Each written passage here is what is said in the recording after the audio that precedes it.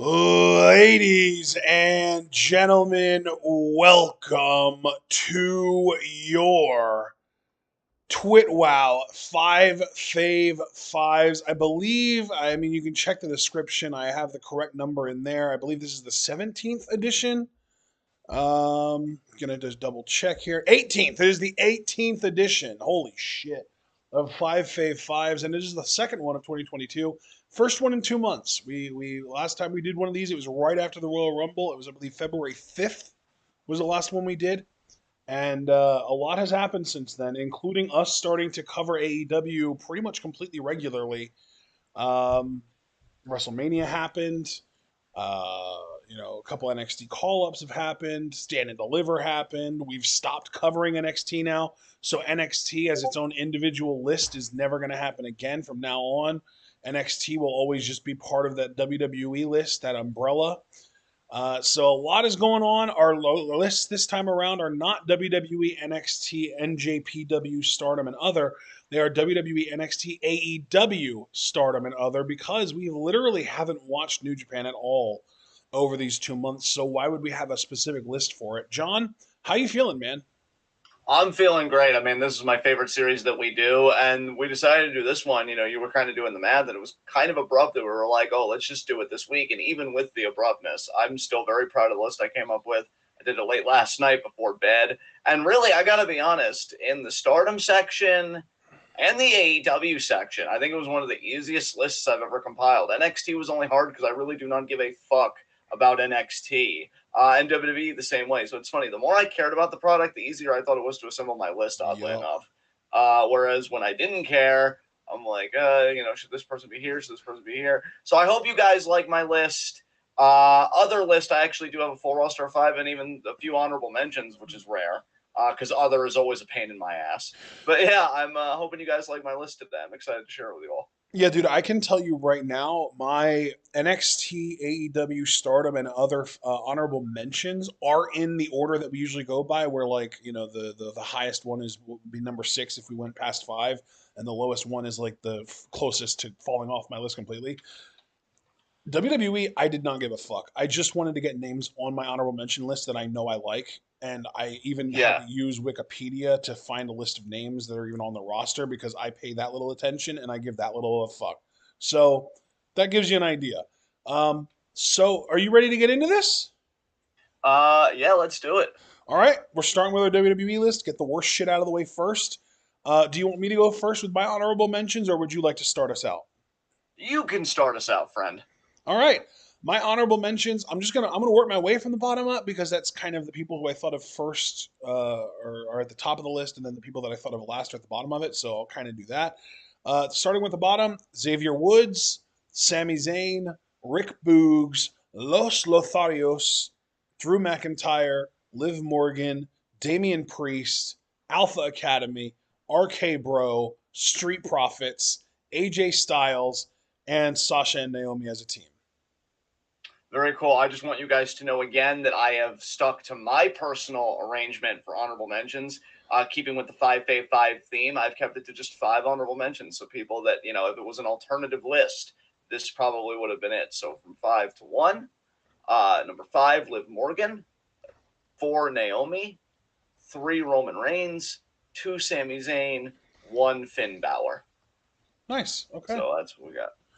You All know, right. So who came in? it's one of those things with Roman where I don't even have him. I'm just gonna kind of spoil it right now. I don't even have him in FA5. Roman is just like such a known commodity at this point that I don't feel like I like him more than the average person, even though I do like him and I enjoy his stuff. And in my eyes, Fave Fives isn't about who you like; it's about who you like more than the average person, right? Right. Yeah. So I didn't include Roman at all because it's like he's the fucking king. Like, what can I say about that, Yeah. right? Well, if he's not on your list, then who cracked number 5 in your WWE Well, picks for number today? 5 for me is Edge. Actually, it's kind of funny the way it worked out because Edge's work lately has just been really fire. It's been great.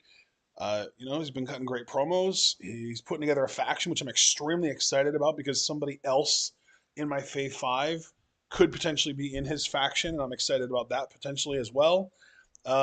His match with Seth was good, albeit I will say slightly underwhelming. Or not Seth, AJ. His match with AJ. God, AJ Styles is one of those weird performers where like he puts on amazing matches a lot of the time, but when he gets into a feud where you really expect an amazing match, it almost always underdelivers. It's wild. Um, but yeah, Edge is my number five. I just really have been digging his work lately. I feel like he is arguably doing the best work that he's done since the Cena feuds. Yeah. Funny thing is, Edge is also exactly my number 5 as well. Oh, Uh, sweet. yeah, pretty much copy paste what you said. I think you were right on the money. I think he's one of the best promos in the game right now. I thoroughly enjoy listening to him speak. This new character is still a bit of an adjustment, but it's nice to see that Edge going out on his terms with this unique contract, and everything is going to try and give a rub to some talents. I hope Rhea Ripley joins whatever faction he's got going on. I think that'd be so good for her. And yeah, I'm just happy for the dude, honestly.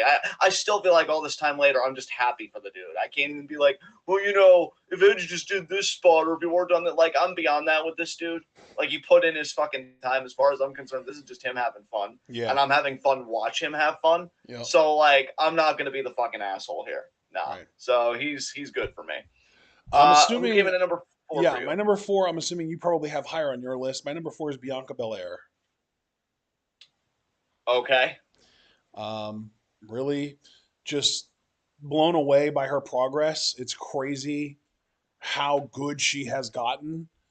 I think her match with Becky was the best match of WrestleMania weekend, which makes it 2 years in a row now that Bianca has the best match at WrestleMania weekend. Because last year I would have called Sasha Bianca the best match of Mania weekend.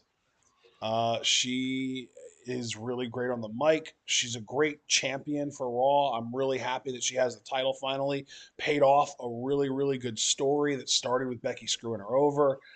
Just really great stuff. Bianca is a once in a lifetime performer in pro wrestling. And I feel like she still hasn't even scraped the ceiling that she could potentially reach. I think that she has transcendent potential, and I do expect her to get there one day. But for now, she's just really fucking good at what she does, and that makes her number 4 on my list. Beautifully said. Number 4 for me, Kevin Owens. Nice. I just can't quit this man. Yeah. I prefer him as a babyface. I have been quite adamant about that fact. I don't think he did nearly the best that he could do as a babyface. And I will fight anybody, that his feud with Roman while he was a babyface is still the best feud that Roman has had in this entire humongous fucking reign that he's had. Like,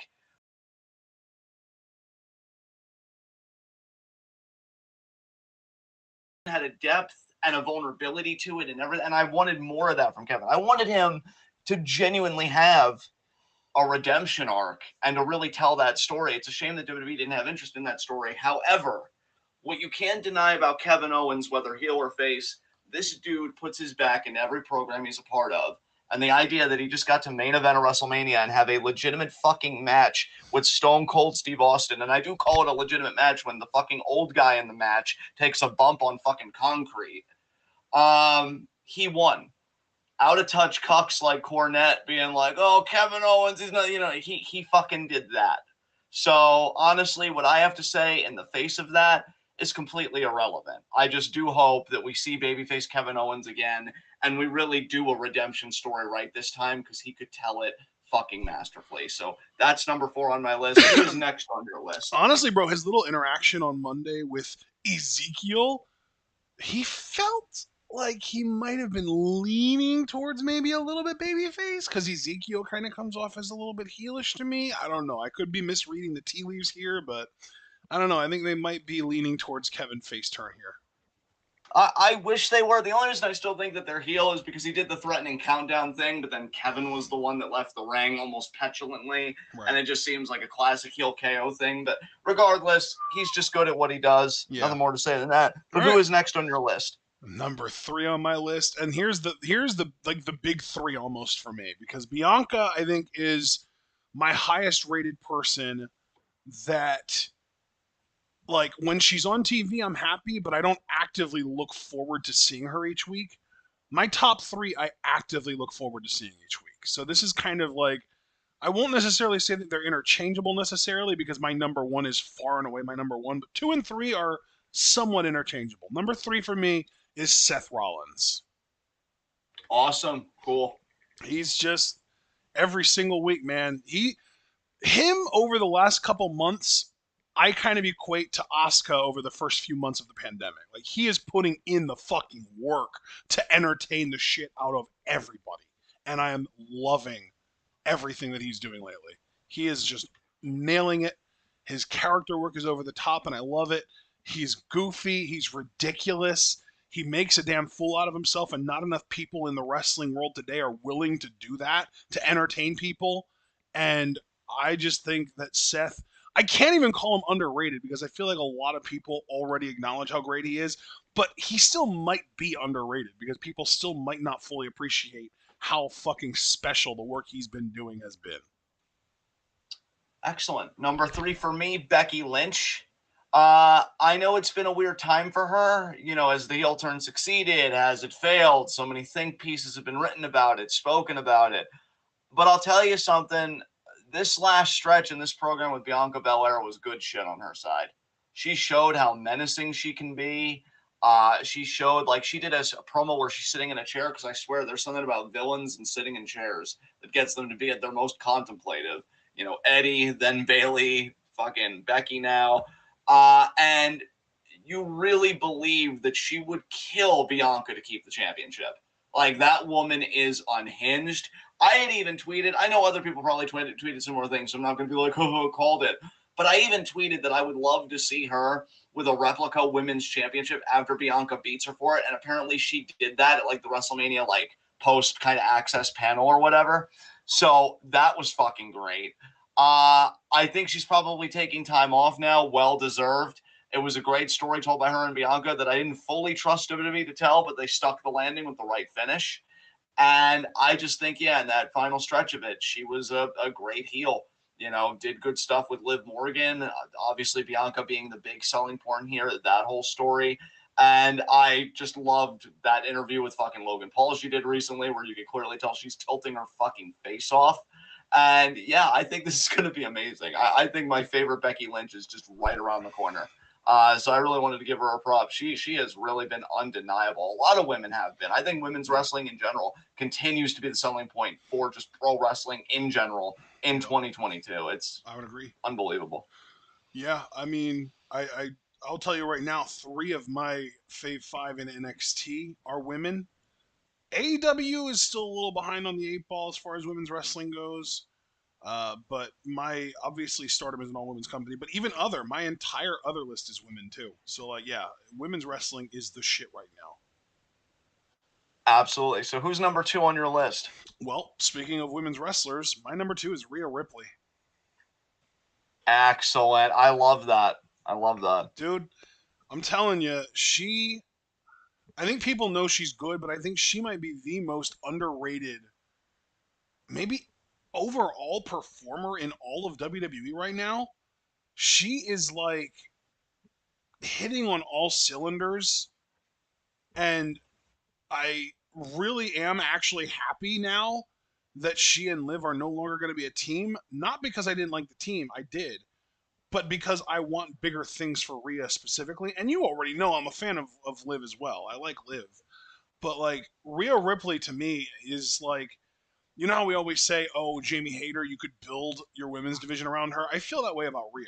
I feel like Rhea is the type of person that you could build a women's division around because she, like, you put her in the ring with anyone and she will give them at least a good enough match. Like, she will give, who's the biggest shitter that we've ever seen? Like, Eva Marie. I feel like Rhea could get a decent match out of even Eva Marie. You know what I mean? Like, she is that level of in the ring right now. Like, and like her power is insane. Like, we've seen her go to lift someone up and like they mistime it and she's able to actually fucking recover. Like, we've seen her do shit that Charlotte has tried to do in the past and fucked up, and Rhea shows us what it's actually supposed to look like when it's done correctly. I don't know. Like, I feel like Rhea and Bianca are very, very similar. I just think Rhea is better at like the technical, like the little things, and Bianca is better as like an overall. Like Bianca is less refined, is what I'm really trying to get at. Like Rhea is on the fucking nose right now, and Bianca has a much higher ceiling, but right now she's just not quite on Rhea's level yet. You know what I mean? Does that make sense? I think I get what you're driving at. And yeah, Rhea is definitely in a great place right now. So I love that you gave her that recognition. Yeah. Number 2 for me, Seth Rollins. Ah, there we Uh, go. Nice. I was wondering if he'd be. I figured he. I'm a little bit surprised he's not your number one. I'm wondering, are we going to have the same number one? no, no. Um, Okay. but with Seth, it's you pretty much said everything perfectly, so I don't want to belabor the point. But I really hope either this year or sometime next year they put the world title back on this man. Yeah. Like Seth, honestly, is the quintessential reason why pro wrestling is fascinating. Because you could root for a guy and then you could get sick of that guy, or at least sick of his booking, like we were when they were having him feud with fucking Corbin and shit, and the fucking stupid Fiend finish inside Hell in a Cell. And then they come right back around, though, to being like, oh my God, this might be the best work of their career. And that's where I am right now with Seth Rollins. Like, oh my God, this might be the best work of his career. Because, like, holy shit. Honestly, I think you can just definitely call this man Mr. WrestleMania. I think he, fucking shows out on those shows. Because I will say, even though we didn't watch Cody Seth, I heard very good things about that match, and a lot of people gave Seth his props for putting Cody over and making him look fucking great. But that's the problem with guys like Seth. When you're that good, and especially with all these people that WWE is bringing in, you got to wonder, like, am I still looking great? When does or he am I get only his here flowers, because right? Exactly. And some could argue that, he already did because he had the big run as a heel, and then he got to beat Brock Lesnar and do all that. And, they're not wrong.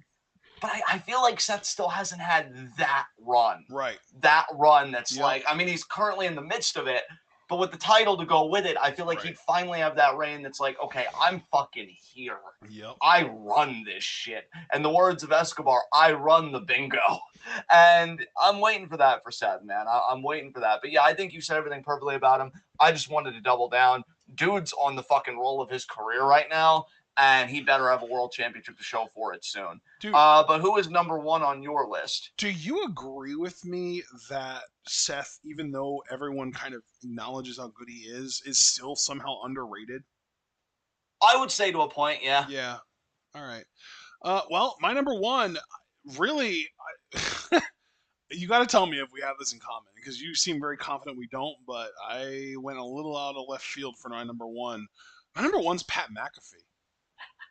No, we do not have the same number one, but I love that that's your number one. Yeah. There is just no one on WWE's payroll who I look more forward to seeing every week than Pat McAfee. Him behind the commentary desk makes SmackDown more enjoyable than Raw. Even, I feel like anytime he's on commentary, it's more enjoyable than when he's not. And then you compound that, and I don't think I would have had him as my number one if it wasn't for this, with the fact that he had one of the most entertaining matches of WrestleMania. This motherfucker can do it all. Vince is probably thinking to himself too, like, shit, I want to get this guy on my roster. I want him to be a regular wrestler for me, but he's really good on commentary too. Like, he's just good at everything in this business. He is built for pro wrestling. It's crazy. This motherfucker, like, I swear to God, he spent a decade being the best punter in the NFL, and now he comes to the WWE, and he's arguably the best overall performer on the roster, or at least one of them, especially relative to his experience level. It's insane. Yeah, I would certainly agree with you. His adaptability to this and just how quickly, I mean, he took to wrestling like a fish to water. Yeah. That's the best way to say it. Like, unbelievable. My number one, I'm going to keep it succinct, Bianca Belair. Oh, okay. That's easy enough. I loved what you said about her at the beginning. I loved your phrase, transcendent potential. Yep. I think in some ways she's tapped into that when you look at how she's kind of broken in, because I think that her and Sasha won a Kids' Choice Award. I think she was seen with Doja Cat at one point. So I think at times she's shown it. And really, she's just so good. Like, she really is. You know, I hope I'm not, like, raked over the coals for this, because I don't mean this as a criticism. It's more of a, like, yearning kind of thing. I'll never not wish that her and Sasha, while we're fucking at it, didn't have, like, a run in Japan.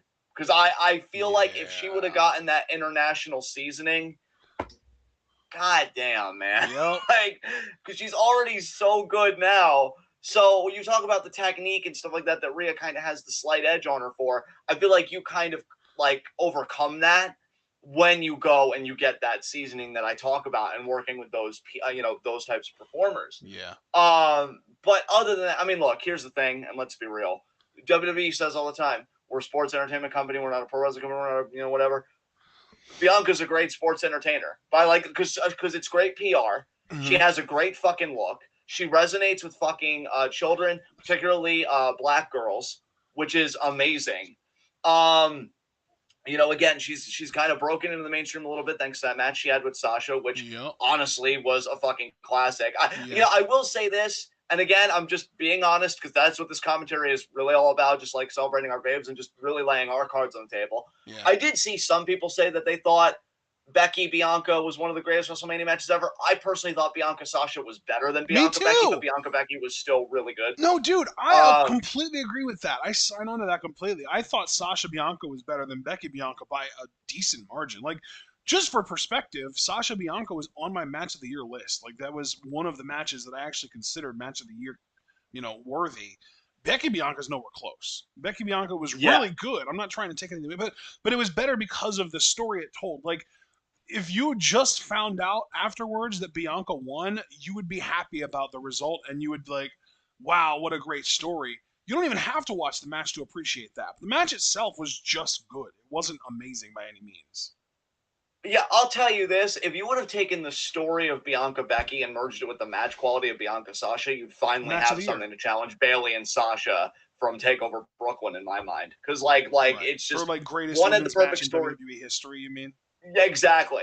Like, if you took those two elements and you merged them together, I think you'd finally have something. And I think that's the biggest thing that kept me from having Becky in my Fave 5, because I just feel like she's all talk at this point. Like, her in-ring is just okay at this point. Like, she's obviously good when you put her against good opponents, but, like, I don't think she's anything special in the ring anymore. I'd say it's funny you say that, because, not to take the attention off Bianca, I'll get back to her in a second, but since we're talking about Becky, I've thought that about her since her run as the man as a babyface. Right. Why she made my Fave 5 was because I just really like the character work. Right, okay. Gotcha. But with Bianca, it's so well-rounded. Like, the idea that she can do a KOD to Doudrop, and credit to Doudrop, too, for her side of the spot. Right. And it just looks so good, and it gets a pop from the crowd every time. Like, and then she comes out with the shiner, not hiding from it. And I got to be honest, the same way with Becky with that busted nose, which was an iconic image, I think it gives Bianca a little level of credibility. Like, yeah, she gave me a shiner. My eyes fucking swollen shut. I'm still ready to fucking go. And nobody's going to take this title off of me. My only concern, and I do have to say this before we move on to our next big list, because you already gave your number one as Pat McAfee. I really hope WWE, doesn't turn her heel unless the story really calls for it, because I'm telling you, we saw her as a heel in NXT, and I could understand why, given the gimmick and everything, but my God, her as a face just feels so natural. It's so rare that being a heel is contrived for people rather than being a babyface. I usually feel like so often it's the other way around. But in this case, no, I think it's so easy for her to just be loving and supportive to people and encouraging of people, and feed that shit, man. God damn. So yeah, I love her. She's great. She's in her fucking zone right now. And that rounds out my WWE Fave 5. Again, you already gave your number one, so now we can move on to NXT. And you get to start this one because I started the last one with your honorable mentions. All right. So again, guys, from 5 to 1, because I'm pristine like that. So really, 5. If we were making a list of 10, this is from 10 to 6. Pretty much, yeah. 5, Gunther. 4, Creed Bros. 3, Ivy Nile. 2, Tony D'Angelo. And 1, GYV. Wow. You genuinely shocked me with that top, the honorable mentions. Genuinely shocked me. Yeah. Holy Yeah. shit. I didn't think you were that big into Gunther anymore, honestly. I think he's getting set for a revival on the main roster because I've heard they're getting ready to call him up. But like then again, when you see what they've done to Pete Dunne, who I already didn't like to begin with, and then you see him as but like we haven't even not to because again I want you to get your honorable mentions, but I just have to say this: like we don't even watch the main roster product anymore because we do game nights on Mondays and Fridays. We've only seen like a little bit of Butch, and it's the saddest and yet oddly enough simultaneously funniest fucking shit I've ever like. They treat him like a child, literally. Yeah. Like what the fuck? So or like a I don't know. Like I'm either gonna feel really sad for Walter, and I will say Walter in that because that's the name he fucking made, or I am gonna be happy for the dude because he makes the money that he deserves. Because either he spent all this time building a name for fucking nothing, or he gets vindicated and he's making that Brock Lesnar money, which for my money he should. And they figured it out, but I highly doubt it. Yeah, I think they're bringing him and Bartel up as a tag team, so like La Resistance 2.0 rather than Gunther being a single star. Jesus Christ. You know They'll never get it right. They'll never get it right. They'll never understand why the square peg doesn't fit through the round hole, but that's a them problem. But yeah, who's your honorable mentions for NXT? I'm very curious how many people in your Fave 5 are in my honorable mentions. So let's just get this thing started with Ivy Nile. I'm working my way from the bottom up like you, but I have a hell of a lot more than 5. Ivy Nile, Dante Chen, Indy Hartwell, Gigi Dolan, Braun Breaker, Zion Quinn, Grizzled Young Vets, Malcolm Bivens. I actually included him this time. I didn't the last few times, but you having him listed so high inspired me to pay attention, and he's really fucking good at what he does. Legado, including all 3 members of the LDF. Carmelo Hayes, Cameron Grimes, Cora Jade, and Duke Hudson are my honorable mentions. You, I think, have 4 of my Fave 5 in your honorable mentions. I figured it would be a lot, yeah. I mean, I already know who number 1's going to be in your NXT Fave 5. I'm just curious who the other 4 of the actual 5 are. So I did already say that my Fave 5 for NXT has 3 women on it. I think I know one, and we probably share one. So I'm going to give my first one, my number 5, and then we'll see. Okay. So number 5 for me, Wendy Chu. Hey, nice. Did she make your list? She did. I thought she did. Okay. Love the gimmick, and really, I love Karen Q just as a performer. I know that was also a wrestling name, probably not a real name, but it feels most like a real name, so I'll just go with that. I love how committed she is to every character she has. I love people like that, man. That's why I haven't given up on Chelsea Green yet. Dude, I was just about to say she's like a better version of Chelsea Green. Yeah, like anybody that's like, okay, I've got this character and I may not even be thrilled with it, but it's mine, so let's make it work. I respect the fuck out of you, genuinely. And this gimmick had no right to be as amazing as it is. And low-key, the theme song is a fucking bop, okay? Like, it's a chill-ass fucking bop that when I'm depressed and I'm like, God, today sucked, I just have some THCT and fucking vibe out to this shit, which I probably will do at some point this year. She's cool. She's awesome. And to be quite honest, given that Toxic Attraction is kind of meddling with her and she's kind of fucking with them back, I wouldn't be upset at all if Wendy Chu fucking beat Mandy for the NXT Women's Championship. I mean, the show's fucking garbage anyway. Why the fuck not? Yeah, that would be dope. So, yeah, who's number 5 for you? Well, John, I think this is a teachable moment. Very cool. Very cool. Andre Chase is my number 5. Really just entertaining as hell. Honestly, like I don't know what else to say. I don't think he's going to be a big star. I don't think that he's going to be a main eventer when he gets to the main roster, if he ever gets to the main roster.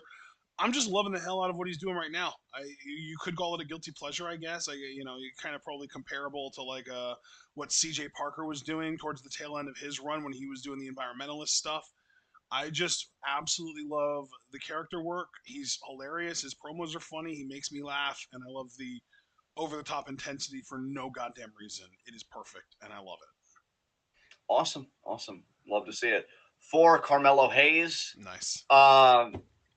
Dude, I gotta tell you guys. So I'm keeping my finger on the pulse of NXT. Ashton apparently is as well, because when I shared stuff with him, like, he already knew all the stuff I updated him on about, like, this latest episode that I think was the 6th or the 5th. It was the 5th.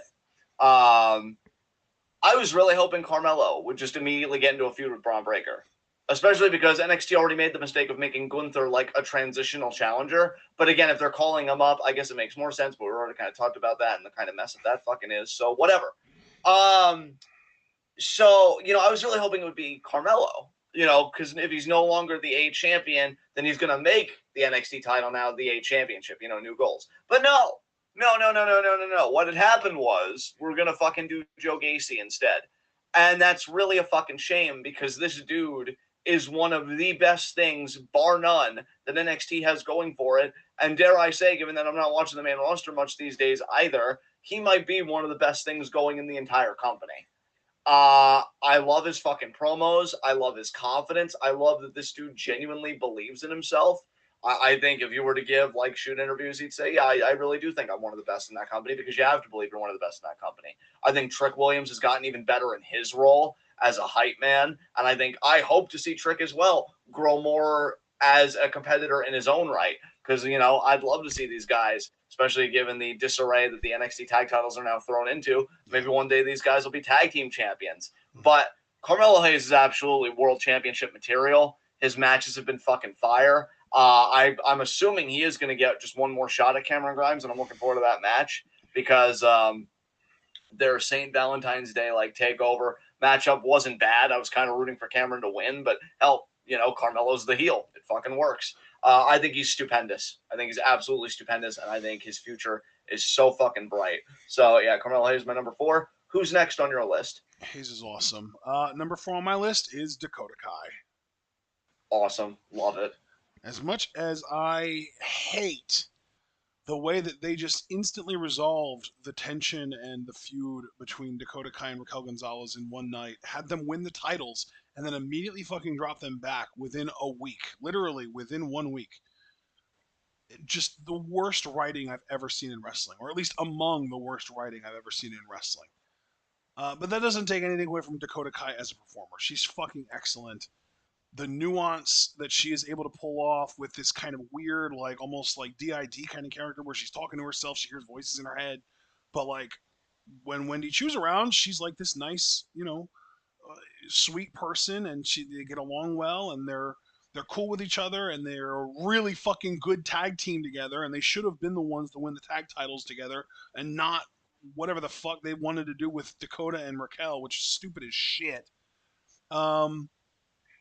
But Dakota, yeah, I think that she is a very unique performer in the sense that she has now proven that she is an effective babyface, an effective heel, an effective psycho character, an effective tag team wrestler, and an effective solo wrestler. She can do literally anything, and on top of that, she's just a genuinely good person. She's literally doing like Twitch streams for charities constantly, it feels like. She might be one of the most valuable people on WWE's payroll right now. And as far as a performer goes, she's one of the best NXT has to offer, and one of my personal favorites as well. So she's on my number 4 here. Beautifully said, friend. All right. Number 3 for me, Braun Breaker. This dude's going to be WWE's guy. It's so freaking obvious. I'll never forget, and I remember when I shared this with you, you were like, oh, that's awesome. When they were building up to the War Games matchup, and he won the War Games advantage for their team. So many people screen capped him, or like screenshot him on top of that ladder, holding the advantage. And they're saying that's money in the bank in a few years. Like, people are already seeing him in that spot. Yep. And it's hard not to see why. Like, I think he's progressing at a very healthy rate. I think he's putting everything together. I think he's got a charisma to him, a lot like his dad and his uncle. And yeah, this is one case of nepotism. That's the thing. Nepotism will always bother me on some level, but I'll quickly get over it if you're at least talented. And Braun Breaker has definitely shown that he is talented. I think he's willing to learn from his mistakes. I think he's an underrated promo to a degree, because I've talked about how I love listening to him speak, because I think he speaks very succinctly, but meaningfully. And I think that's top guy material for sure. You know, I don't need a guy winding on and on for 20 minutes, you know, doing the Triple H kind of thing. You know, I just like how he's packaged. I like how he carries himself. And yeah, I definitely think he's a future world champion for the company. And yeah, maybe we'll even see it. You never know. But Braun Breaker's awesome. So Yep. who's next on your list? Well, next on my list is the good half of a tag team that just got split up. Number 3 for me is Wes Lee. Nice. Nice. You know, we've talked about it. I keep saying it. This dude is all of the best parts of Ricochet plus charisma and promo ability. Like, he's got chops. He can talk. He's charismatic. He's got amazing energy. He's fucking incredible in the ring. I think he's also got a lot in common with like Pac, you know, formerly Neville in WWE. And that dude was an NXT World Champion, and I don't see any reason why Wes Lee couldn't be the same. I think, and frankly, let's not forget, Neville flirted with the world title on the main roster too. He damn near had Rollins beat at one point, and then the whole foot in the rope thing. But yeah, I think Wes Lee is probably my favorite sort of project as far as just a guy that I don't feel like there have really been any signs that NXT sees him as a star, that I see as a star, that I just want to really see get elevated and given an opportunity to prove that he can be a star, because we've seen this dude as a solo act. He was a solo act in Lucha Underground as Desmond X. He was in PWG as Desmond Xavier. The dude's fucking amazing. He doesn't need to be in a tag team. And also, John, how long, even before all of these allegations about Nash Carter came out, how long have you and I been like, oh, MSK, Wes Lee's amazing, Nash Carter's all right, I guess? Yeah. Yeah, absolutely, man. That's We've literally always always been been that mindset. how we've felt about this team. Wes Lee is the fucking star. I see him as a star even now already. To me, you put him in a North American title discussion right the fuck now. Like, maybe you have him pick someone out of the locker room to be his partner to try and become tag team champions again. But once you get through that shit, you put him in singles, you put him in the North American Championship contendership, and you maybe even put the damn title on him because he is that good. He is great at what he does. He is exciting. He is fun. He is charismatic. This dude checks all the boxes. Like I said, he's basically better Ricochet. He's better Pac. He's better Neville, I should say. He's better than all these guys because he does what they do in the ring. Plus, he has character. Plus, he can talk. Plus, he has charisma, which all these other guys are lacking. That's what makes him special. So to me, I'm all in on the Wes Lee train. Beautifully said. Next for me, Santos Escobar. Nice. What can I say about this guy that I haven't already said? I will say at this point, it seems like he's going to be getting in a feud with Tony D'Angelo. I like both guys. Obviously, Tony D'Angelo is very high in my honorable mentions, but I don't care. It's really, here's the infuriating thing about WWE, besides everything. It's that clearly you want the guys, if they're there, to succeed on two different fronts. There is the immediate front of getting paid, sustaining yourself and your family, whoever it is you're sustaining, et cetera, et cetera. You know, real life adulting shit. But then you want them to succeed in the sense of, you know, you're a really fucking good wrestler, and I want the world to know that before you're done. I want the world to know how brilliant you are, and I want you to have in your living room for your children to look at when you're fucking raising a whole new generation, a trophy case of everything you were able to do because the company trusted you to do it and you killed it. That's Santos Escobar. If the dude's making his money and supporting his family, which I know he cares fucking deeply about, his son's already a fucking goat. You know, just for that throat slit gif alone. Good for him. Genuinely, good for him. What I pity about this whole situation is he is in a company that I have no interest in and no trust in. Mm-hmm. So I can't even say, I'll call him up because he should be. Oh, put the world title on him, which they should consider heavily. I mean, I just picture him with that WWE, you know, Universal Championship, whatever they're going to call the unified fucking thing, in a fucking suit, talking, because his English is fine. It's fucking fine. I've never had a problem understanding him ever. And it works, and the dude could have fucking bangers. But it's not going to happen because it never happens, because it didn't happen with Andrade and it didn't happen with the person that came before Andrade. And the last person it happened for was fucking boring as shit, overrated, and it turns out a fucking scumbag. So I'm in the position of I have no mouth, but I must scream, except it's even worse because I do have a mouth, I am screaming, and it doesn't matter anyway. it doesn't make a difference. I could celebrate this dude all day, and I realize that he is in a company that will never meet me where I'm at. So all I can say is that this dude is brilliant. I think he's the very best of what professional wrestling should be about. And yet, the people that employ him, the people that write the checks, will always be the last ones to know, and that's hilarious, given that that implies that they will, in fact, come to know it. This dude's a world champion written all over him, and he'll never be vindicated, and we need to make our peace with that. I still haven't, but we should. So, Santos Escobar is number 2 on my list. Santos is officially in Roman Reigns territory for me. He's so good, I've grown bored with it. Yeah. Goddamn. Goddamn. Yeah. That's why he was only an honorable mention with the rest of LDF, because it's like, okay, another LDF segment. I know they're good, but I feel like we're really spinning our wheels here. I want something different for them, please. Yeah, well, that's probably not going to happen, unfortunately. No, and that's going to prevent them from ever being in my Fave 5 again, probably, unless something really, really interesting happens that I probably won't even see anyway because it's NXT. Are you ready for my number 2? Let's do it. Wendy Choo. That fucking high. Oh, I'm curious why she ranked that high for you, because I love it, though. Because here's the thing. I love, like, the mystery and intrigue behind, like, oh, who's the sleeping girl and stuff. But then when she actually does show up, this woman dresses in a fucking onesie and can go in the ring. And she rehabilitated Dakota Kai. And quite frankly, she should have been an NXT Women's Tag Team Champion already. She and Dakota should have won those things together at TakeOver or at Stand and Deliver, whatever the hell you want to call it. She's fun. She's got a good promo. I like her when she talks. She's great in the ring. She's hilarious because she's like chill and super relatable. Like, honestly, I feel like Wendy Choo is the wrestling equivalent to Abel. Yeah, that's actually beautifully put. Yeah. So, yeah, I feel like you already know who my number 1 is, and that's the only person that I could say that I look forward to seeing every week more than Wendy Choo. Yeah.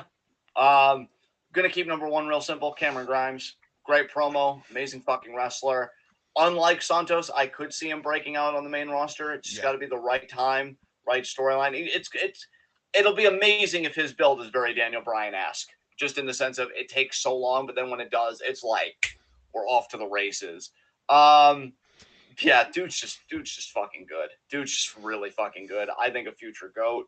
And happy that he's currently a North American champion, and I hope he has a great run. So yeah, that's it for me. We already know number 1 for you. Do you have anything you want to say about her that you haven't already said?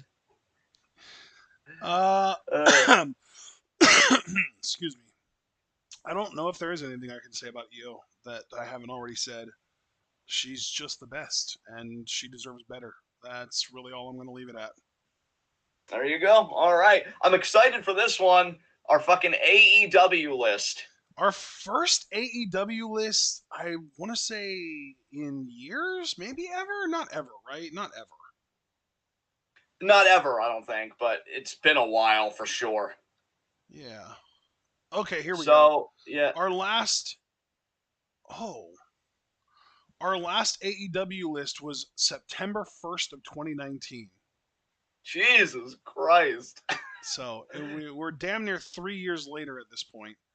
And yeah, dude, I'm going to tell you right now, this is the first time since last month's other list, and that was mostly due to AEW actually, that I have more than one line worth of honorable mentions. I could not keep my honorable mentions to only one line in my document. I don't blame you, man. I don't blame you. I'm curious to hear them, so go through them. Okay, again, working my way up from the bottom. Chris Statlander, Mercedes Martinez, Powerhouse Hobbs, The Acclaimed, Lee Moriarty, Adam Cole, John Moxley, Jay Lethal, Proud and Powerful, Serena Deeb, Top Flight, Daniel Garcia, Wheeler Yuta, Jamie Hayter, Samoa Joe, and Hook. Again, keep mine to 5, so pretty much from 10 to 6, as you said earlier. Swerve, Hangman Page, FTR, Thunder Rosa, And Wheeler Yuta, who I just want to say, because I never like talking about honorable mentions extensively, he is so fucking close. He is so Dude, fucking that's how close. I I feel have been about a loving Hook. him. I literally had a Hook on my list until I remembered someone that I had to put above him. Yeah, like, make no mistake, folks. I want to be crystal fucking clear. I am loving what they're doing with Wheeler Yuta. I really hope that my internet isn't a bitch tonight, and I can see Yes. him versus Moxley, because Yeah. I am so hyped for that fucking match, y'all. Yeah. Like, they are doing a great job with him. So I did just want to say that, because I never really feel the need to go out of my way and defend an honorable mentions, but he is so close. But yes, number 5 on your AEW list. House of Black. Love it.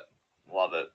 Because, like, honestly, I was, like, on the website and I saw Buddy Matthews and I was like, oh, you know what? I don't just want to put him on my list because as great as he is a part of something greater, and that is House of Black. Because Malachi's fucking amazing. The story that they're kind of starting to tell with Julia Hart is actually really interesting, and I've never really been into Julia Hart, so they're making a character interesting that I was never into before.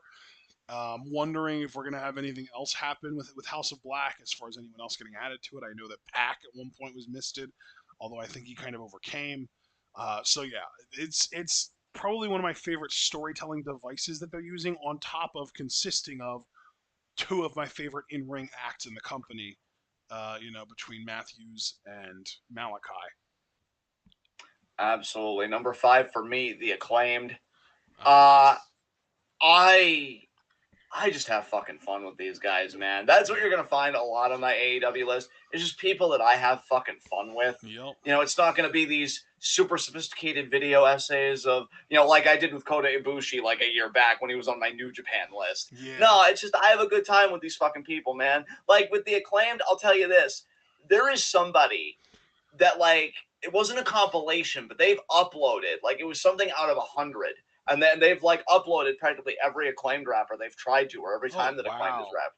I've watched a shit ton of them. That's how invested in these guys I was. You know Damn. how I am. Like Yeah. I, If I you're going out of yeah, your way to watch wrestling content on your free time, that's how we know they're into it. yeah. Like Max Caster is fucking hilarious. He has scorched earth with his rap. Even Joe, who, don't get me wrong, Joe murdered the man, but like he gave it to him too.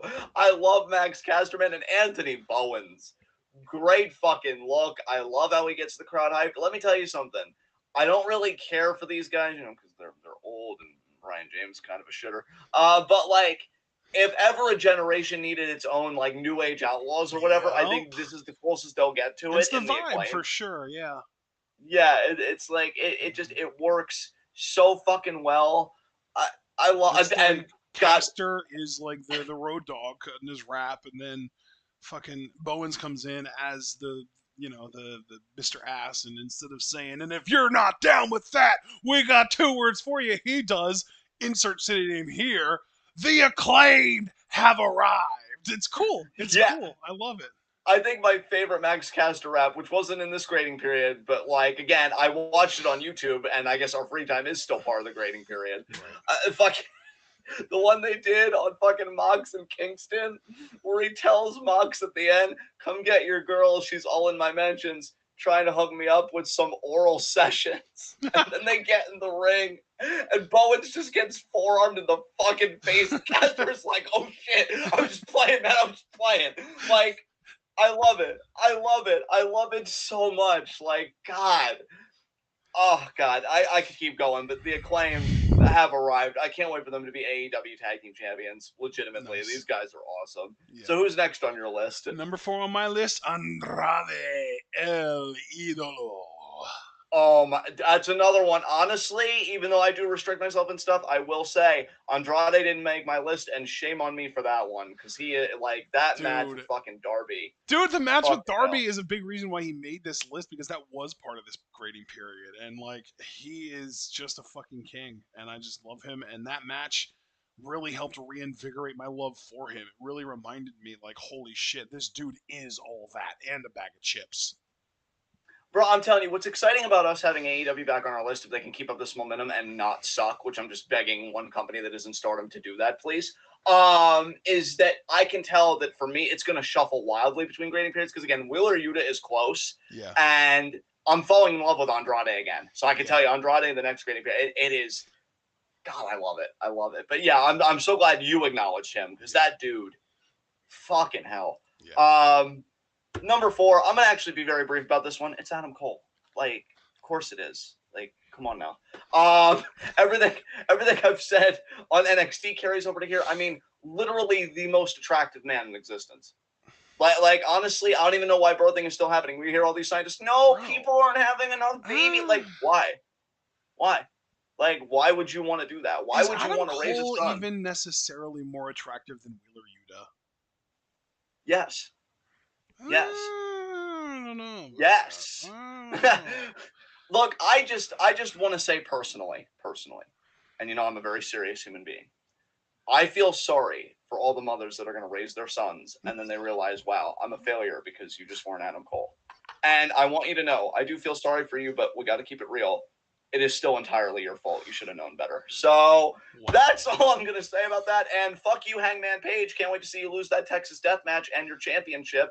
Suck my balls. So who's next on your list? Suck my balls. Okay. Number 3 on my AEW list is the one whom must be basked upon. That is Keith Lee. Very nice. Very nice. I mean, it's wonderful to have him back in my life, I feel like, you know? I wish Javaris was here. I'm sure he'd have him at number 1. He actually just showed up. It's like his ears were burning when I talked about Adam Cole. He just showed up. John saying Adam Cole is the most attractive man when Santos Escobar and Dr. Wagner Jr. exist. Yeah. I only listed 1, but there are definitely others that would rank above Adam in my list. But regardless of that, Keith Lee is number 3 on my AEW Fave 5. I mean, really, I feel like the memes have kind of helped a little bit. Like the Keith Lee, the type of dude that memes.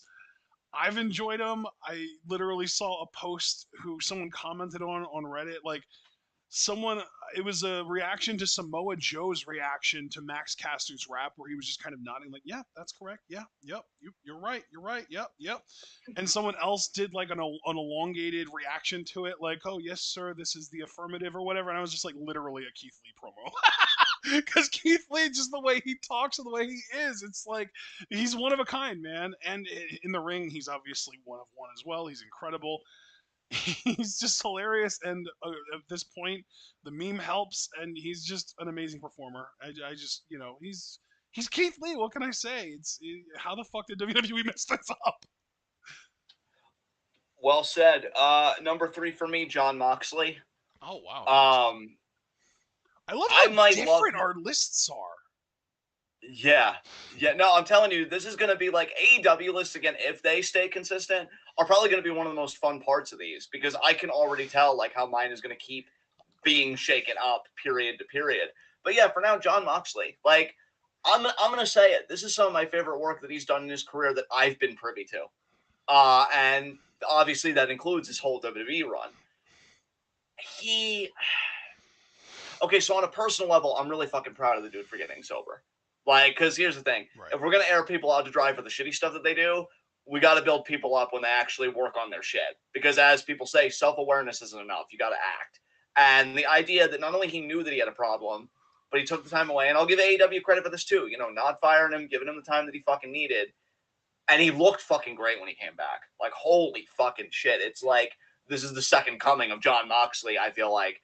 And so he looks great. I think he's in terrific shape. His promos, oh my God, this motherfucker's promos. Like, here's the thing. You have that infamous promo compilation on the channel that you compiled so many years ago. And all those promos are great. Literally, like 1 or 2 of those are from Free WWE and the rest are from FCW. Yeah. Like, those promos are great. What I love about it, that there is like an intensity to them.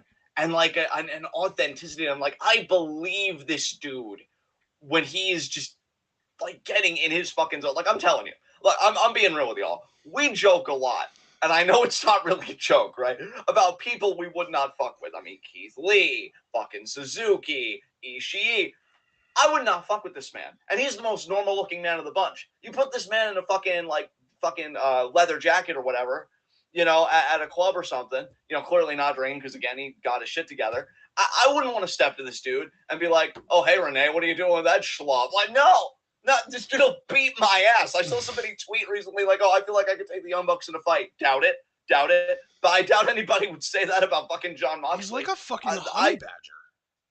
Yeah. Oh my God. Oh my God. No, He might not be the biggest dude, but like he will take down a bear if it fucks with him. Dude, like he could look at me and just so casually be like, I will choke you with my bare hands. And I will look at him and I will register it for 5 seconds. And in that time internally, I'm weighing my options. I'm like, am I me or am I smart? And then I'm just going to say, okay. And I'm going to slowly back out of the room. This dude is terrifying. This dude's fucking terrifying. Not to mention the fact that he is in what is quickly becoming, if not already, my favorite tag team in wrestling. I think it's like them and Black Desire right now in Stardom. Oh, wow. He's awesome, and I'm so happy for the dude, and I'm happy for Renee because he's making good money and he's healthy while doing it. And like, I want more people in our industry to do that, man. And this guy too should be kind of a model for people because he used to be a fucking deathmatch wrestler, and now he still does it from time to time for AEW and stuff. But like, he's shown that he's just a great wrestler, bell to bell, that doesn't need the fucking gimmick. And he's making good money, and he's in good health finally. And like, I'm happy for the dude. And it shows. And don't believe the fucking artist trope where it's like, no, I need to drink or I need to, do whatever for my genius. This dude is probably even better than when he did have his problems. Like, that's fucking stereotype and a caricature. So happy for the dude. And yeah, very high on my list, number 3. So who's next on your list? Number 2 on my list is Swerve Strickland. Great. I'm actually shocked at how low you ended up having him because I thought we were very much on the same page about him just being fucking amazing at everything. He is, but you know what, dude? I'm still waiting for that next level to get kicked up because I think he just got in, and I'm waiting for him to really get in the swing of things. Whereas the people that I do have on my list, yeah, him and Keith versus Ricky and Powerhouse at some point next week. That should be really good. I'm not sure if that's going to be on Dynamite or Rampage, but I do think that they advertise that for next week at some point. So that should be really good. I love that he and Keith are like teaming right now because I feel like Swerve is going to be real quick to turn on Keith, and that feud is going to be absolute fire when it does happen. So, Swerve. There was a point that he actually unseated Danielson as my number 1 overall. So you already know that I'm kind of predisposed to just fucking love this dude. And yeah, he's showing up already this high. He's number 2 on my list. And by the way, yeah, like Swerve is one of those guys that like the more you see him in the ring, the more it kind of clicks for like shit. This guy is actually one of the best in the world. Even if he's not putting on like 30-minute clinics like a Danielson or like, like a Hangman or like an Omega would do. Swerve is up there. He just does it in a way that's different from everyone else, and that's part of what makes him so special. Yeah, absolutely. It's funny. I just saw a tweet from his that he tweeted a minute ago while you were singing his praises. That's so weird. Number 2 for me. Can't. Yeah. They hate because they can't. Number 2 for me, and man, for a lot of people that have been watching these, because you said this is the 18th edition, and so for people that have been watching all 18 of these, including this one currently in progress, you're probably thinking on some level about fucking time, because I know I've done this once before. This isn't new, but probably wish it was more of a regular thing. Bryan Danielson. And I say that because this is a guy that I usually take for granted. He usually doesn't even like rank for me, because like you've been saying about Roman and stuff, that's kind of where Bryan gets for me at times. But Jesus Christ, what a shitter.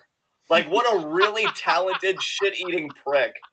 God dude, damn. The triangle with the fucking pose is the best thing that he's done in so long. I'm telling you guys, like, I still, part of me actually does. I would have done it this month if I didn't get hit with some expenses I wasn't expecting. part of me did want to actually resub to New Japan World just to see ZSJ's New Japan Cup run, especially his match with Ospreay, because even though I can't stand Ospreay, I can't lie, those two have great chemistry. Because I know when Zach's on one, I'm like, oh, he could be one of the best technical wrestlers in the world. But then Brian's like, oh yeah, hold my cattle mutilation there. This dude is fucking excellent. He's he's what any technical wrestler should aspire to be. Because here's the thing, guys, I'm gonna let you in a little secret. Nobody gives a shit that you can do a wrist lock. Okay, the wrist lock isn't what's entertaining. You have to make it entertaining. This dude can make a headlock takeover entertaining because he gets it. He understands. You know, when a guy like Randy Orton, who grew up in this business and everything else, he said in an interview recently, like, fuck, I wish Brian was still here. I miss him so much. Yeah. Like, that is how good this dude is. That all of his peers, regardless of where they work, just recognize that he's currently training Jade Cargill, and I hope that works out for her. Yep. But he like William Regal said it best: the perfect wrestler. The perfect that there is nothing this dude can't do, and we've seen it over and over. We've seen it as a heel, we've seen it as a face. His technical wrestling is always on point. And the thing is, too, I feel like there was a time where technical wrestlers were always just going to be heels because it seemed like more of a heelish style.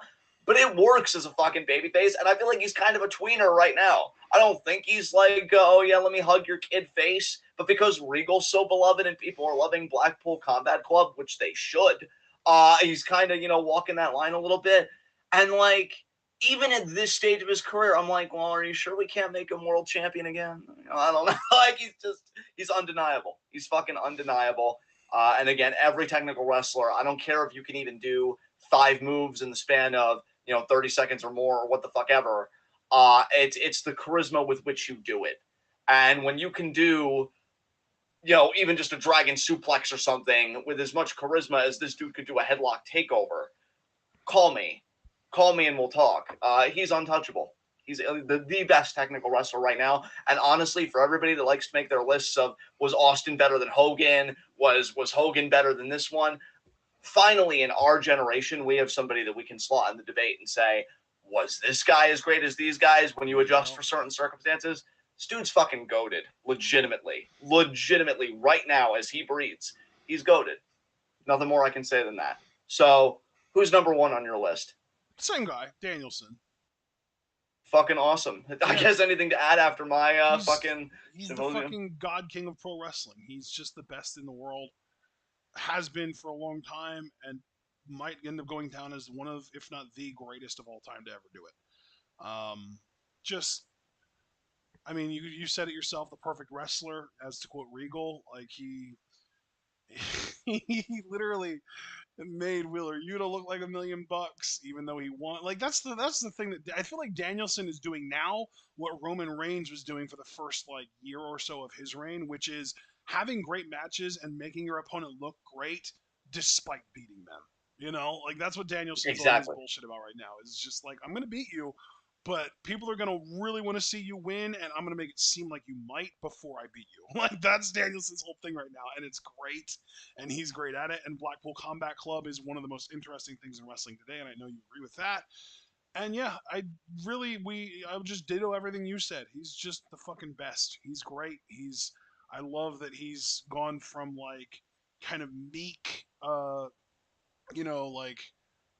sweet good guy in WWE to fucking Chad energy now in AEW. Yeah, absolutely. Right. So number 1 for me, let's rip the Band-Aid off. MJF. Of course. I fucking love this dude so much. Let me tell you guys something. A little bit of insight here. So before we really, actually no, because we have been covering AEW for a little bit, but I have been loving this dude's stuff so much that I'll go back on YouTube and I'll rewatch his stuff. And I can also say that about Danielson and Moxley, to be fair. When he cut that promo on Wardlow and pretty much, calling him a piggy and saying the devil's deals are ironclad, the moment when he, at the beginning of the promo where he talks about CM Punk and he says, don't know where, don't know when, but there will be another match. And when it happens, I'm going to give you the most embarrassing loss of your entire career. I love that somebody in the comments said that whoever beat Punk in UFC already beat MJF to it, but that's beside the point. And then MJF says, and even then it won't be over, Punk. It won't be over until I attend your funeral and piss on your grave. I laughed so hard. And then seeing Sean Spears laugh like a good hype man, I think that was the exact moment I fell in love with douchebags again. Now, is it a toxic relationship? Fuck yes. Do I give a shit? Fuck no. It's amazing. I love loving heels being shitty to people. It's incredible. I enjoy this dude's promos. I think he's actually kind of underrated in the ring. I enjoy him in the ring, especially when he's able to put on an actual, matchup. I even went back and I watched some highlights matches that we missed just by me not watching AEW and giving a shit. This guy beat fucking Darby Allin with a headlock takeover after hitting him with the Dynamite Diamond ring because he said in a promo a few weeks prior that he could beat Darby Allin with a headlock takeover. Like, I love that shit. I can't wait for the next matchup with CM Punk. I think it's going to be awesome. Hopefully, I personally don't even want it to have a stip. I think it could just be a regular match and just be a really personal regular match. It's probably going to have blood because that is something AEW overuses. But I personally hope it's for the title and he beats Punk for the title and the fucking ring fills with garbage because I feel like that's the kind of heat that he has. Also, that same Wardlow promo, I love how this dude can adjust to a crowd because he's been referring to himself as the devil ever since the Punk promo where he beat the fucking shit out of him and quoted his ROH promo back to him, which was also a great fucking segment, by the way, that I thoroughly enjoyed. The crowd started chanting at one point, Jesus, Jesus. And he says, I'm going to strap Wardlow to a cross just like Jesus. How about that?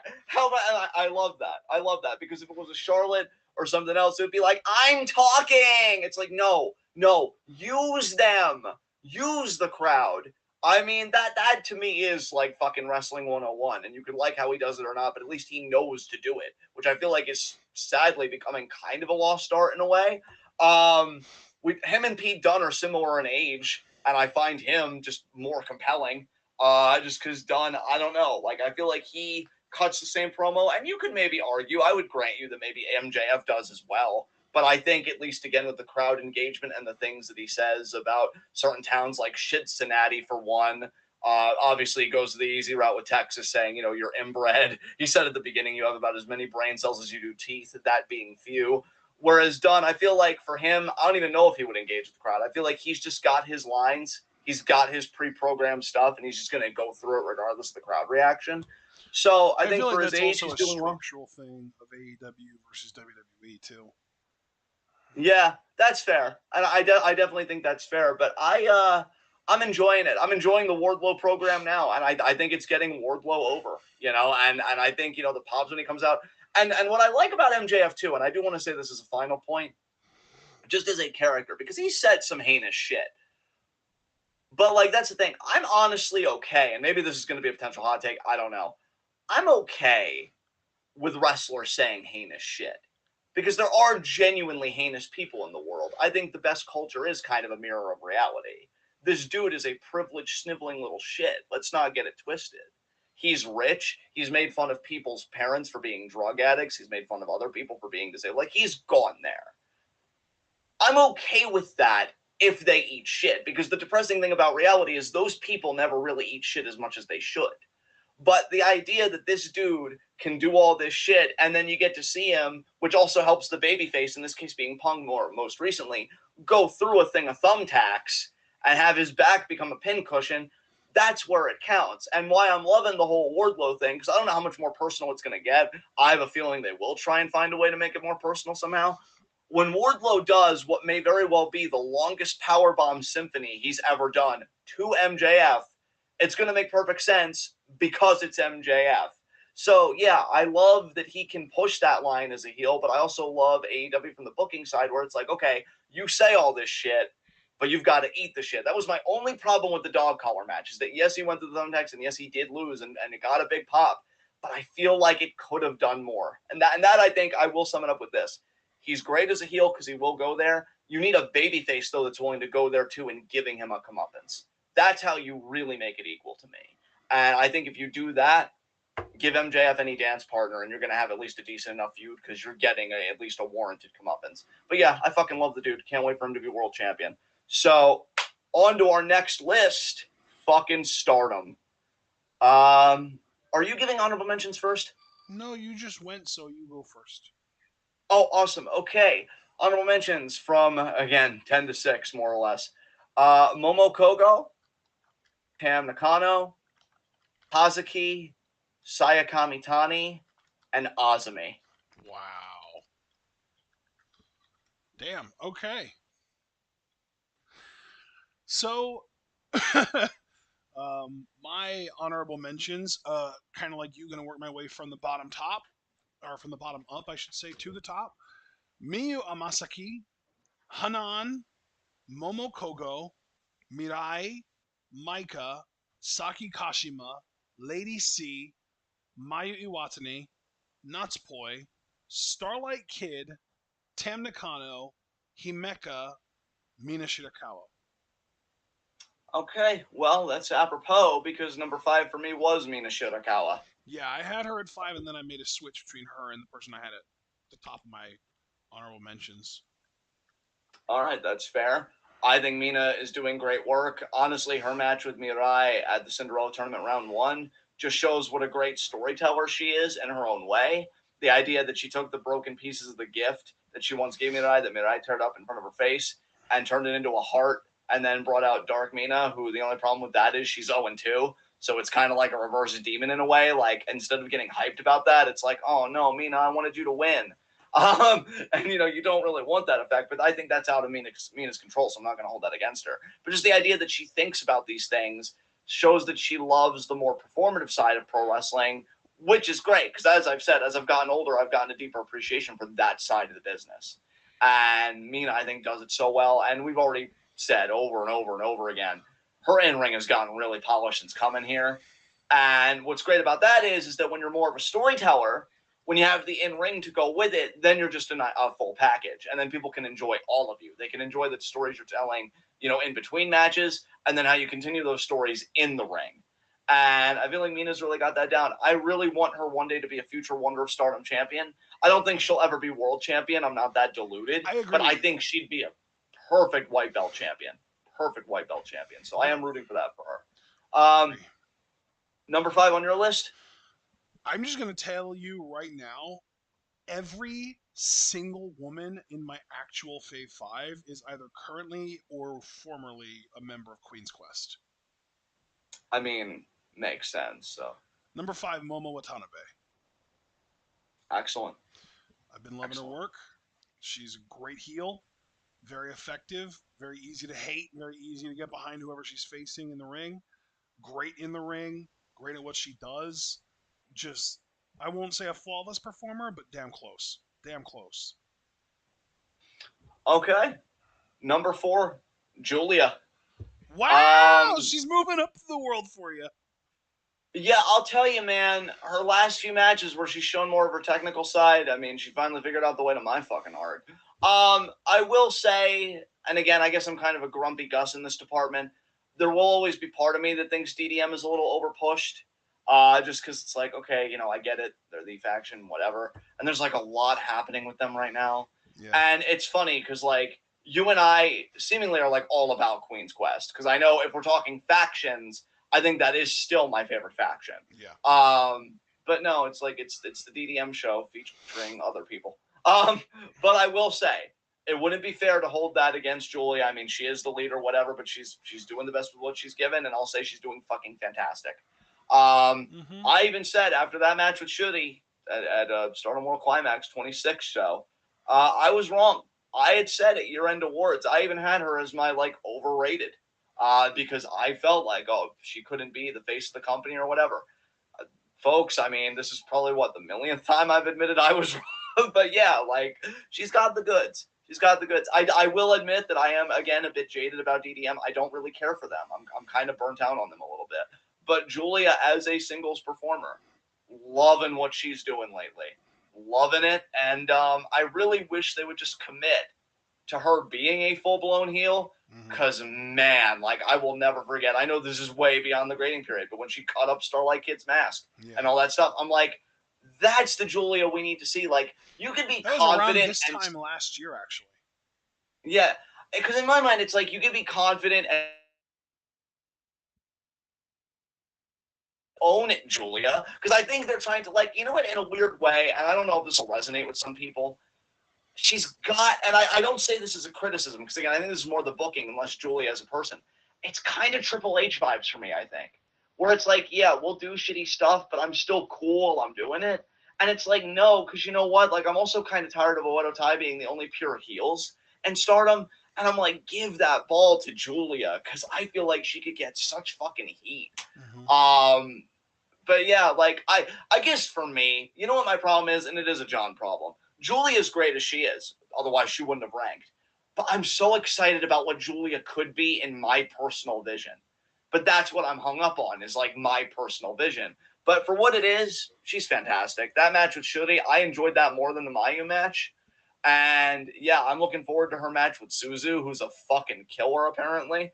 And Julia will get the red belt eventually. She may even win the 5-star this year. I don't know. But you know, it'll happen for her, and I hope it's a great fucking run, and maybe she'll be on this list again. But I've been enjoying her right now, and that's all I know. So I'm curious, who is next on your list? Next on my list, number 4 is Azumi. Very cool. Very cool. Yeah. So Azumi, I had to have ranked above Momo because when they were in a match against each other, I was rooting for Azumi the whole time. Azumi is a great babyface. She has great fire. She's a great technical wrestler, and I love that she's been working on finding more sort of killer submission moves that actually end matches.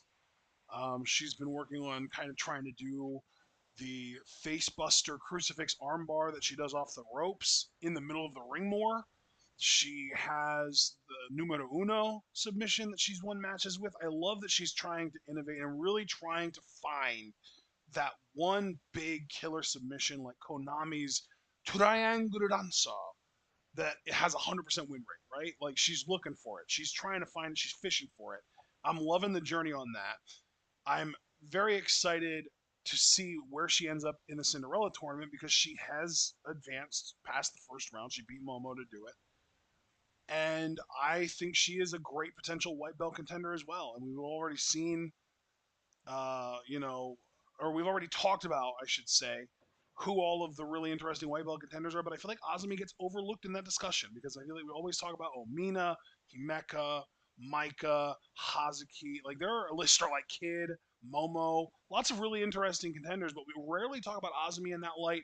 And she's really, really good, and she probably deserves to be in that conversation at this point.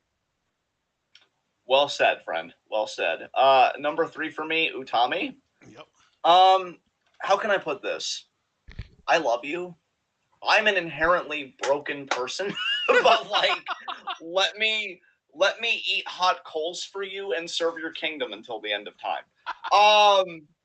Yeah, that's how much. Like, mommy, sorry, mommy, sorry, mommy, sorry. Energy right now. It's funny. It's funny you said that because I saw a TikTok that was pretty much the same thing, but he said something other than mommies, and I don't want to go through the whole bit because we're talking about amazing women's wrestlers right now, and it would just feel weird. But yeah, pretty much same vibe. Yeah. I adore her, man. I really do. Like if we lived in a world where Kyrie had fully retired, and I mean, I know I'm giving the game away, but I mean, come on, guys. We know. Yeah, like, you know what I'm about. If she had retired, I feel like Utami, because Kid, I feel like, was in it when she was babyface, but I'm talking like that just babyface that you're like, oh my God, I want to give them the world, and I'll fucking fight God for it. I feel like Utami really could have gotten there, because, man, like, I want her to be world champion again. I want her to get the ball again, because I don't feel like she was bad with it at all. Yeah. Like, I feel like she was so good. Like, you have all these young people in other promotions. They get big opportunities, and they fucking squander them. And here Stardom is like, okay, Utami, we've been prepping you for this pretty much your whole Stardom life. Are you ready for this? She's like, yeah. And she gets it, and she fucking kills it. Like, what? I want her to be champion again. I want her to do all the things. I want her to actually be put over by Kyrie, and then I want Io to come back for one more run so she can put Utami over too, and then Utami could be like, I beat all 3 of them. I'm God now. I want everything for her. She's amazing. She's wonderful. And Utami Nakano, kill me. Like, I wanted to say step on me, but that was so inappropriate. But like, Utami Nakano, marry me, kill me, block me, something. Like, notice me, goddammit. Fuck. So goddamn precious. So precious. Oh, she deserves everything. Honestly, you're all plebs compared to her. I said it. I'm sorry for saying it. Not really. She's wonderful. Who's next on your list? Number 3 on my list is Hazuki. I've really been Awesome. enjoying her work lately. She's just precious. I love that she's mentoring Momo Kogo. I love that she kind of acts a little bit as almost sort of kind of a mentor for me, Masaki, as well. I love that she is just here in general. Like, I feel like she might be the Stardom roster member with the most unfinished business. And I'm so glad that she unretired to be able to come back. She was like the first domino to fall when the whole string of people leaving happened. You know, she retired, then Kagetsu retired, then we lost Hana, then Isa was forced to retire. It was a fucking brutal 6-month period. And the fact that we even get one of them back and that it was Hazuki too, like if you, I don't know if you know this, John, our first ever Stardom Fave 5, I had Hazuki at number 3, which is where she is here. You had her at number 1. Oh shit, that's awesome. Yeah.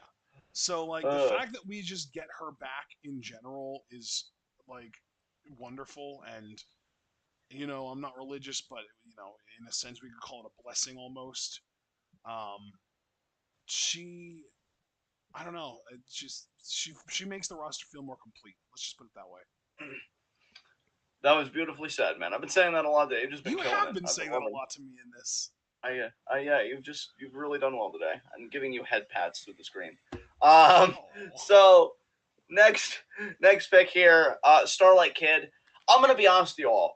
There's no way I'm gonna top the sermon that I did for this woman the last grading period, because I went off last grading period, and I extolled her to the fucking heavens that if she didn't caress a star as Starlight Kid, that would have genuinely shocked me. So what I'll say is, she just continues to be doing just amazing fucking work, and she's 20. Like you know, I did the whole bit with Utami, but I really need to emphasize this. She's 20. Now think about how old we all are right now. Like, god damn, this woman is a fucking genius. She's a fucking genius. The idea that they trusted her with Kyrie's first singles match back in like a little over 2 years. You know what, Stardom, I don't make threats or anything. I'm obviously a very nice person. Ask anybody. You better be trusting her with that fucking world title too in a few years, or we're gonna have problems. We're definitely gonna have problems, and by problems I mean very angry all caps Twitter threads, which is the extent of my power. But I will use them in service of this cause. Give her everything when the time is right. She says she wants to be a Stardom Grand Slam. Let me tell you something. That is the furthest thing from ridiculous to me. She has all the talent in the world to do it, and I will not hear otherwise. Dude, here's the thing. She might be actually no, her and Utami. She and Utami, I think, right now are the only people on Stardom's roster with a real shot at holding every single title that the roster has to offer. Because they are the only two that are in sort of that world title, wonder title conversation who have held the future title. Oh, Kamitani never held the future title. Kamitani never held the future title. So yeah, it's literally just Utami and Kid are the two. They're the two that have held the future title that are in the conversation to hold world titles right now. That's it. The idea that we can even talk about Starlight Kid this way will never not make me smile and even choke up a little bit. Like that's why I love pro wrestling, because I think a lot of people looked at her as a babyface, and maybe they thought like, oh yeah, white belt champion, but like whatever fucking happened, they're still talking about white belt. But I'm seeing more people, I think, talk about a red belt run for her, and that is really encouraging. So, who's next on your list, friend? Next on my list, number 2 is Utami Hayashishita. Oh my god, even higher than me. King, please sing her praises even more. We can't Don't get call me king, call her queen.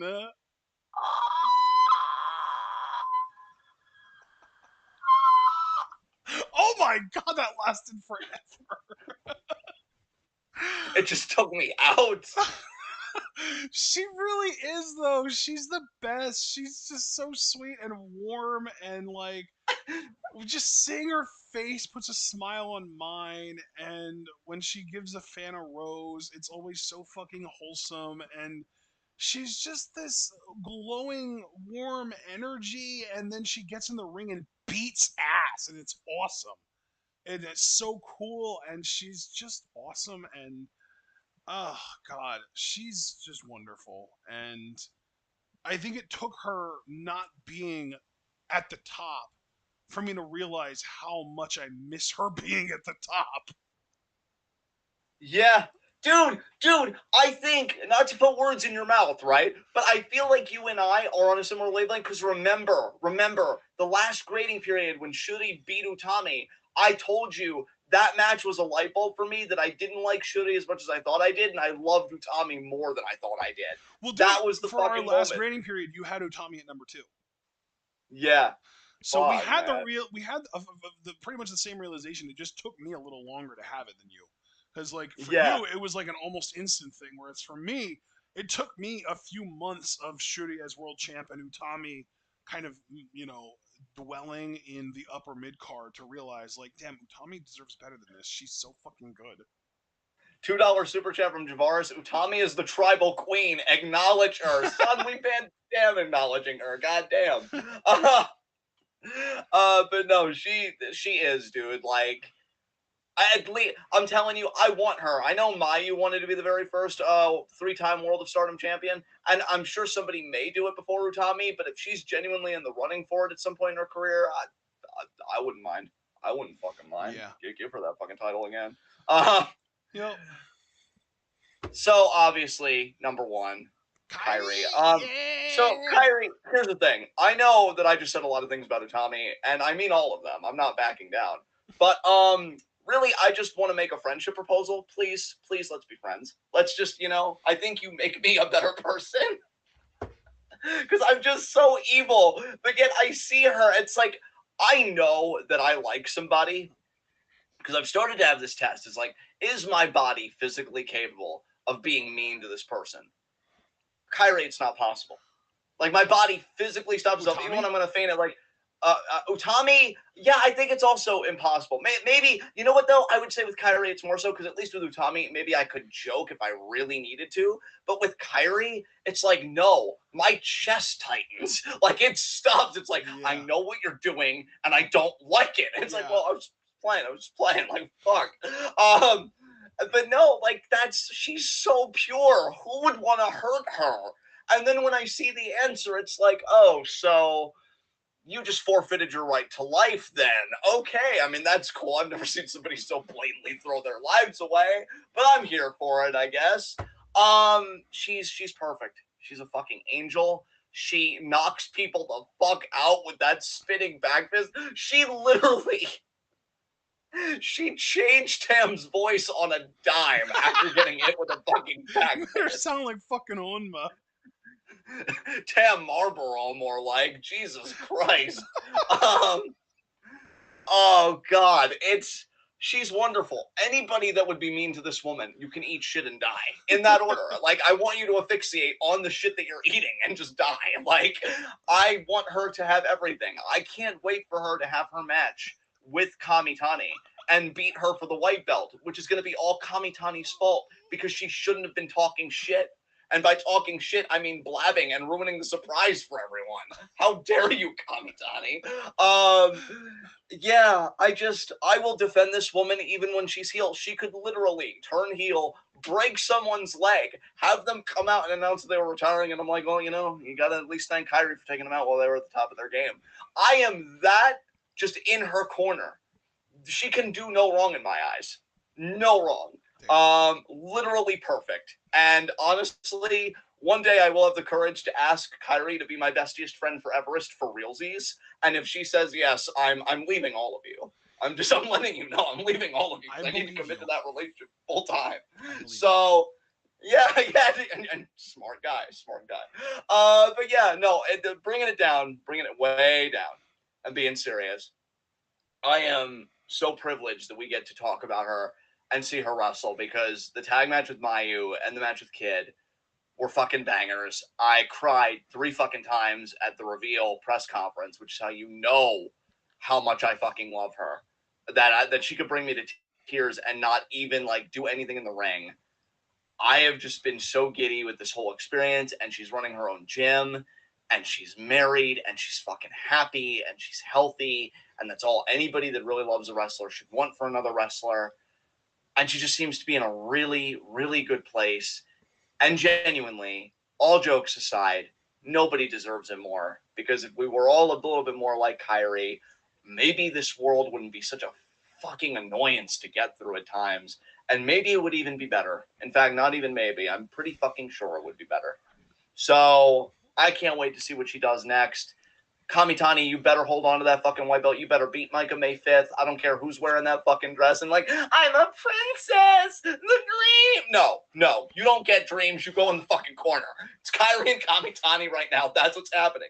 You need to beat everyone until she's ready to come out and beat your ass. Okay? So that better fucking happen. So who did you? I'm sorry. Did you already give number? Because Utami was your number 2. So who is your number 1?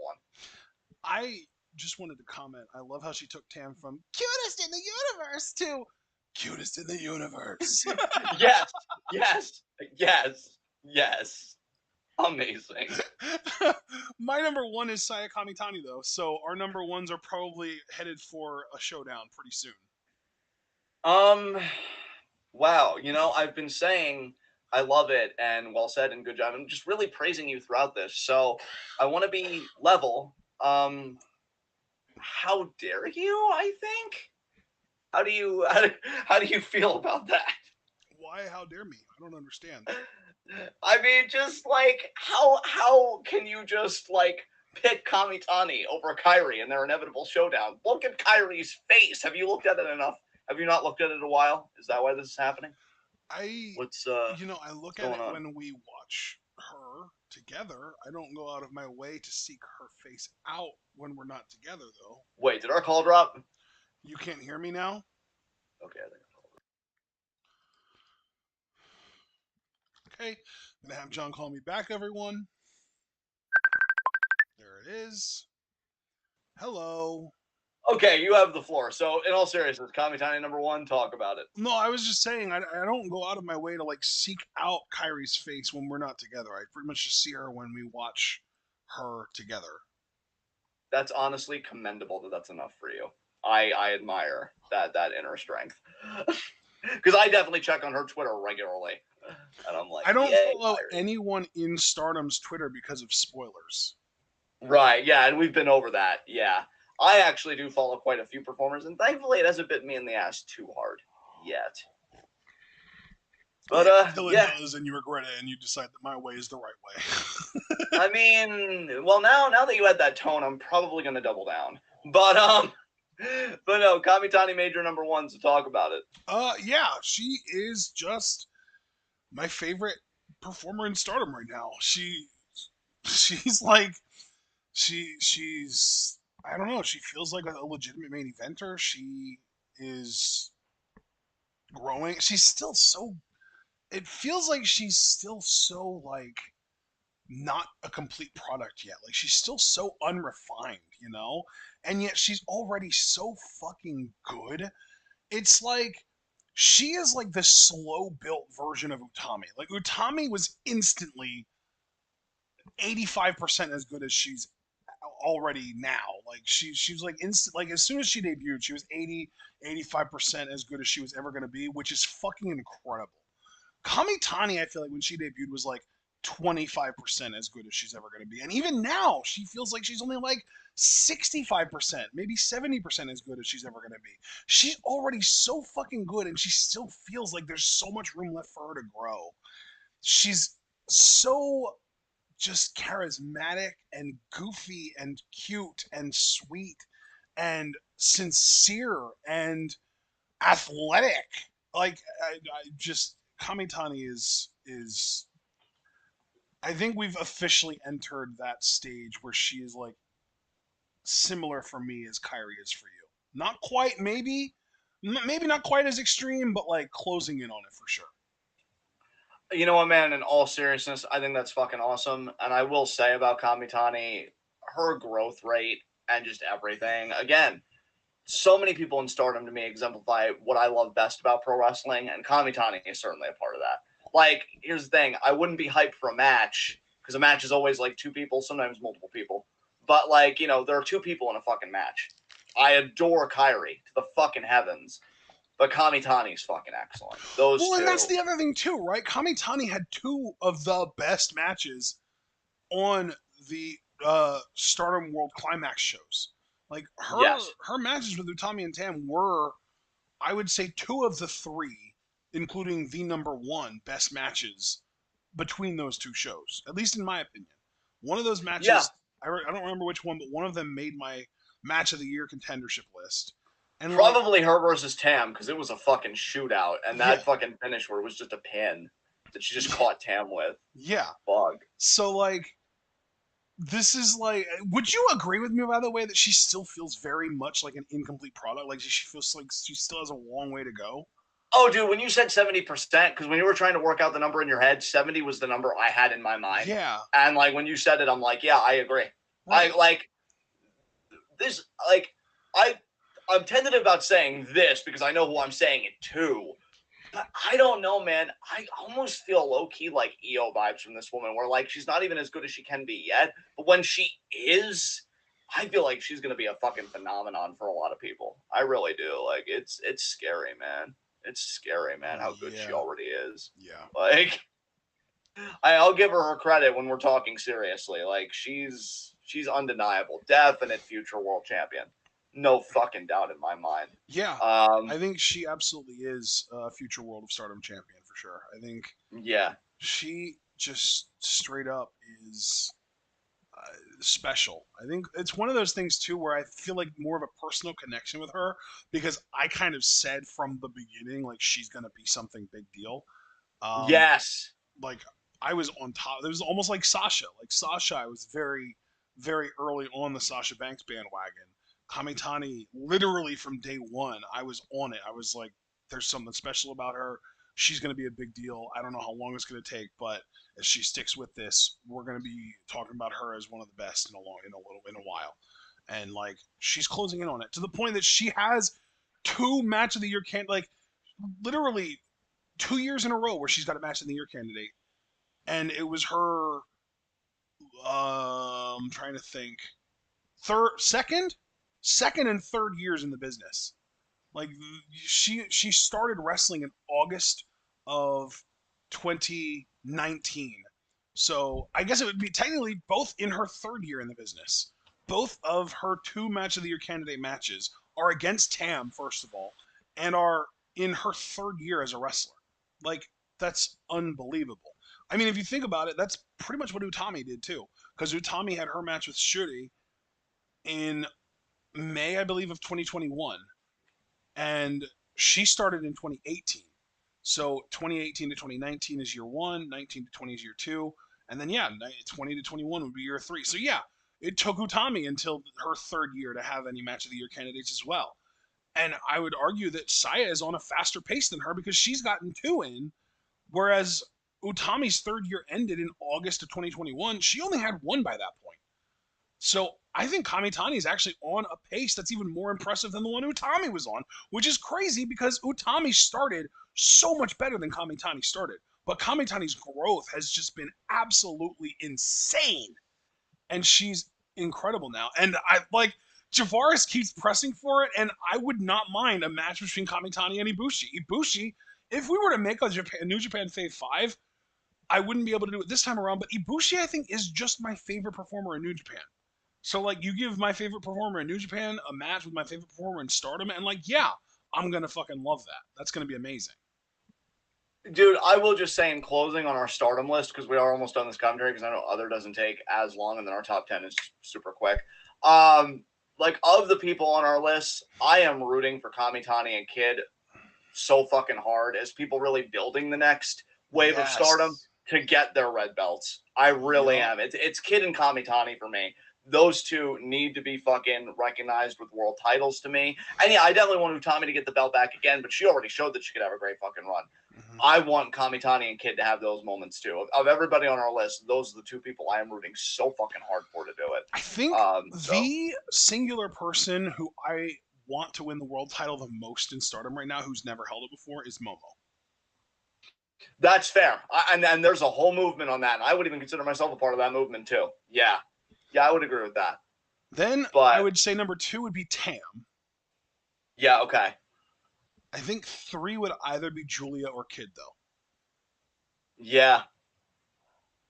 Oh, it's man. kind of crazy that Julia hasn't held the red belt yet. It feels like she has, but she hasn't. Dude, I still can't believe they passed up on her on the 26th. Oh my god. Have you been keeping up in chat at all? Javaris literally said I would high-key divorce Julia for Kairi. Yeah, I'm going to let him sort that out. It's his home, not mine, so yeah. All right. So, I guess I went first with wait. Do I go I think I go first for other, right? I believe you do, yes. Because I went last for Stardom, so I go first for other. Okay. So I'm trying to figure something out real quick. 1, 2, 1, 2, 1, 2, 1. I don't know if I'm doing this right. Okay, whatever. Other Maki sorry, let's bottom up on other, right? Yeah. Hikari Noa, Haruka Umesaki, Tomoka Inaba, Lisa Serra, Asuka, Aoi, Suzu Suzuki, Maki Ito. All right. Kamiyu, Suzu Suzuki, Saki Sama. I put Magical Sugar Rabbits as a tag team for 2. And Miyu Watanabe for 1. Oh, Miyu Watanabe, nice. All right, so who's number 5 for your other list? Saki-sama. It's funny, you actually had her in your honorable mentions. She made my number 5. I was really struggling between her and Ito, but then I realized Ito, as wonderful as she is, if we're just going by this grading period, I enjoyed Saki-sama's work more than I enjoyed Ito's work, because Ito's match against Yuki Arai was solid, but really not anything to write home about. Saki-sama, that entrance alone is worth the number 5 spot on my list. Jesus Christ, what a legend, right? What a fucking legend. Yeah. So yeah, she's number 5 on my list. Lanky goddess. I love her. I want her in Stardom so fucking bad. I want her and Lady C to be a team, or even rivals, or maybe a team first and then they break up and they're rivals and they have matches together. Like, I want her to like mentor Lady C, because that's kind of the downside about Saki-sama, unfortunately, is that she has only been wrestling since I believe 2016. Oh, holy shit. She's been wrestling longer than I thought, actually. She's been wrestling since 2011. But she's 35 years old. She is on the older side, unfortunately. She doesn't look it, that's for damn sure. She looks like she's about 25. But so, you take her, you have her mentor someone like a Lady C, who we know now is like 27, 28. She's a little on the older side too, actually. But I just think Lady C has all the potential in the world. She was in my honorable mentions list in Stardom. And I feel like she should just be channeling her inner Saki-sama in every match, and there's no better way for her to do that than for them to be a team and have her just learn directly from the master herself. Yeah, well said. Number 5 for me, Aoi. Nice. She was in my honorable mentions. Yeah, she's awesome. You really sold me with the breakdancing entrance, and then seeing her on the New Blood show and the fucking Cinderella Rumble and stuff like that. She's great. She's great, and so young too. I'm telling you, Joshi Wrestling, guys, it's so much talent there going on right now. And yeah, I really can't speak on her at length. I just know I loved what I've seen of her, and I hope I get to see more of her. Enough said. So who's next on your list? I love, though, about Aoi that, like, she has this flashy entrance, and you're thinking, like, oh, God, is she just, like, a character wrestler, and she can't really go in the ring? And then you see her forearms, and then you see her chops, and then you see her sell, and it's like, oh, my God, she's the complete package. Yes, absolutely. Absolutely. All right, number 4, Mei Suruga. Ooh, great choice. Yeah, I actually had Mason Michelle listed here just for her TJPW work, but then I realized, oh my god, she was on the Stardom Rumble too, like the Cinderella Rumble too, and she won it, and I was super into her in that. I loved her in that, and I was like, okay, yeah, that's like extra credit, which is what got her on top of Saki Sama on this list because it's like she was part of that epic entrance, although she wasn't the centerpiece of it. And the match, I feel like she worked a lot of the match too. But then more importantly, she was also part of the Cinderella Rumble, and she had a great showing there, and she won it, and she's gonna challenge Asami for the high speed title, and I can't fucking wait for that shit. It's gonna be so goddamn good. So yeah, Mei Suruga is just a lot of fun. She's really, really good in the ring. She's super adorable and charismatic and sweet, and just yeah, big fan of Mei Suruga, and hoping that her match with Asami is a banger. Yeah, and I think it will be. I think it's going to be a lot of fun. Number 4, Maki Ito. Nice. What more is to be said? I love her presentation. I do agree with you that the match was solid. I'm looking for her. Honestly, I think she should have been the Princess champion, or she should be right now. That's just me, but I'm curious what she'll do next. Clearly, with Maki Ito, it's a slow burn. It's really that long kind of journey, and I hope we see her tell many compelling stories in the years to come. I'm curious too how can I put this? I'm curious how she'll adapt as the years progress, because there was a time where I think she was the hottest thing in wrestling, and I still think she is one of the hottest things in wrestling because I still think she has a very like steadfast and devout following. But I could see there to come a point where it's like, okay, what else do you got? And I'm curious like how she can grow and evolve as a performer beyond like the idol stuff, or hell, maybe she can make that work for a whole career. But the stories have always got to be interesting. So I'm curious if either A, can you sustain this just by making the stories around you compelling, or B, can you yourself change and still be compelling? And if she can do one or the other, that's fantastic. And she's ensured her longevity in wrestling. Yep. But right now, she's still fucking great. I still adore her, and I still hope that if she's going to stick with TJPW for the long term, that she gets a world title in its future. So, yeah, Maki Ito for 4. Beautiful. All right. Number 3, Yuka Sakazaki. Very nice. Yeah, I know you had Majirabi in your honorable mentions, and I thought that was really cool to see. Specifically Yuka for me though, because of the fact that she had, you know, I personally do prefer her over Mizuki. I like Mizuki. I don't want to act like Mizuki sucks or she's a scrub or anything. She's no Nash Carter in that degree. But I just do prefer Yuka, and she also, I don't know if you saw this, but TJPW did a whole ass wrestling show at an indoor pool area. It was like an hour and a half ish long. It was weird, but I ended up watching it, and Yuka was the star of it, and she was great. And then you combine that with her great performance in the Majirabi tag team match with Mizuki, and it was one of those things where it was just enough to kind of launch her up to this point on my list, you know? Dude, absolutely. I completely understand that. Number 3 for me, I'm actually really excited about this one. Maria. When you said Fuck yeah! when you said that those talents would count as other, I'm like, oh, well, I just need to make a minor adjustment because, I got my list done last night. And Yeah. that's why I'm glad when we have sidebars like this that I'm just, ready to make the adjustment as needed. Yeah. I'm like, oh, then she's top 3 then. Fuck everybody else. Yeah. Like, what a bad bitch. Right? Like, I want to see her slap Shuri in the face. I want to see her walk up to her right in the face and be like, give me a shot at that red belt. And Shuri will murder her, sure. But, like, Maria, you can tell she has that belief in herself. I don't know, because where is she primarily working again? Is that a... Marvelous. Marvelous? She's at Marvelous, yeah, dude, Marvelous. Where is, like, does anybody know her card position in Marvelous? I know we have any avid I have Marvelous no clue. watchers. I don't think she's ever held any titles, if that makes a difference. That's a fucking crime. It does make a difference, actually. It makes all the difference. That's a fucking crime.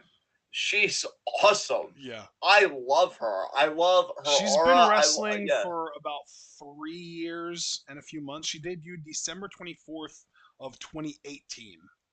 How old is she? Same age as Momo. She was literally born 3 weeks before Momo. Jesus Christ. 22. I love... You know, and if this isn't her, I hope it becomes her just as a character, because it's just like her look, again, her aura. This bitch don't give a fuck. Like, she'll beat everybody's ass and be better than you while doing it. And it's amazing. I want to see her work more Stardom shows.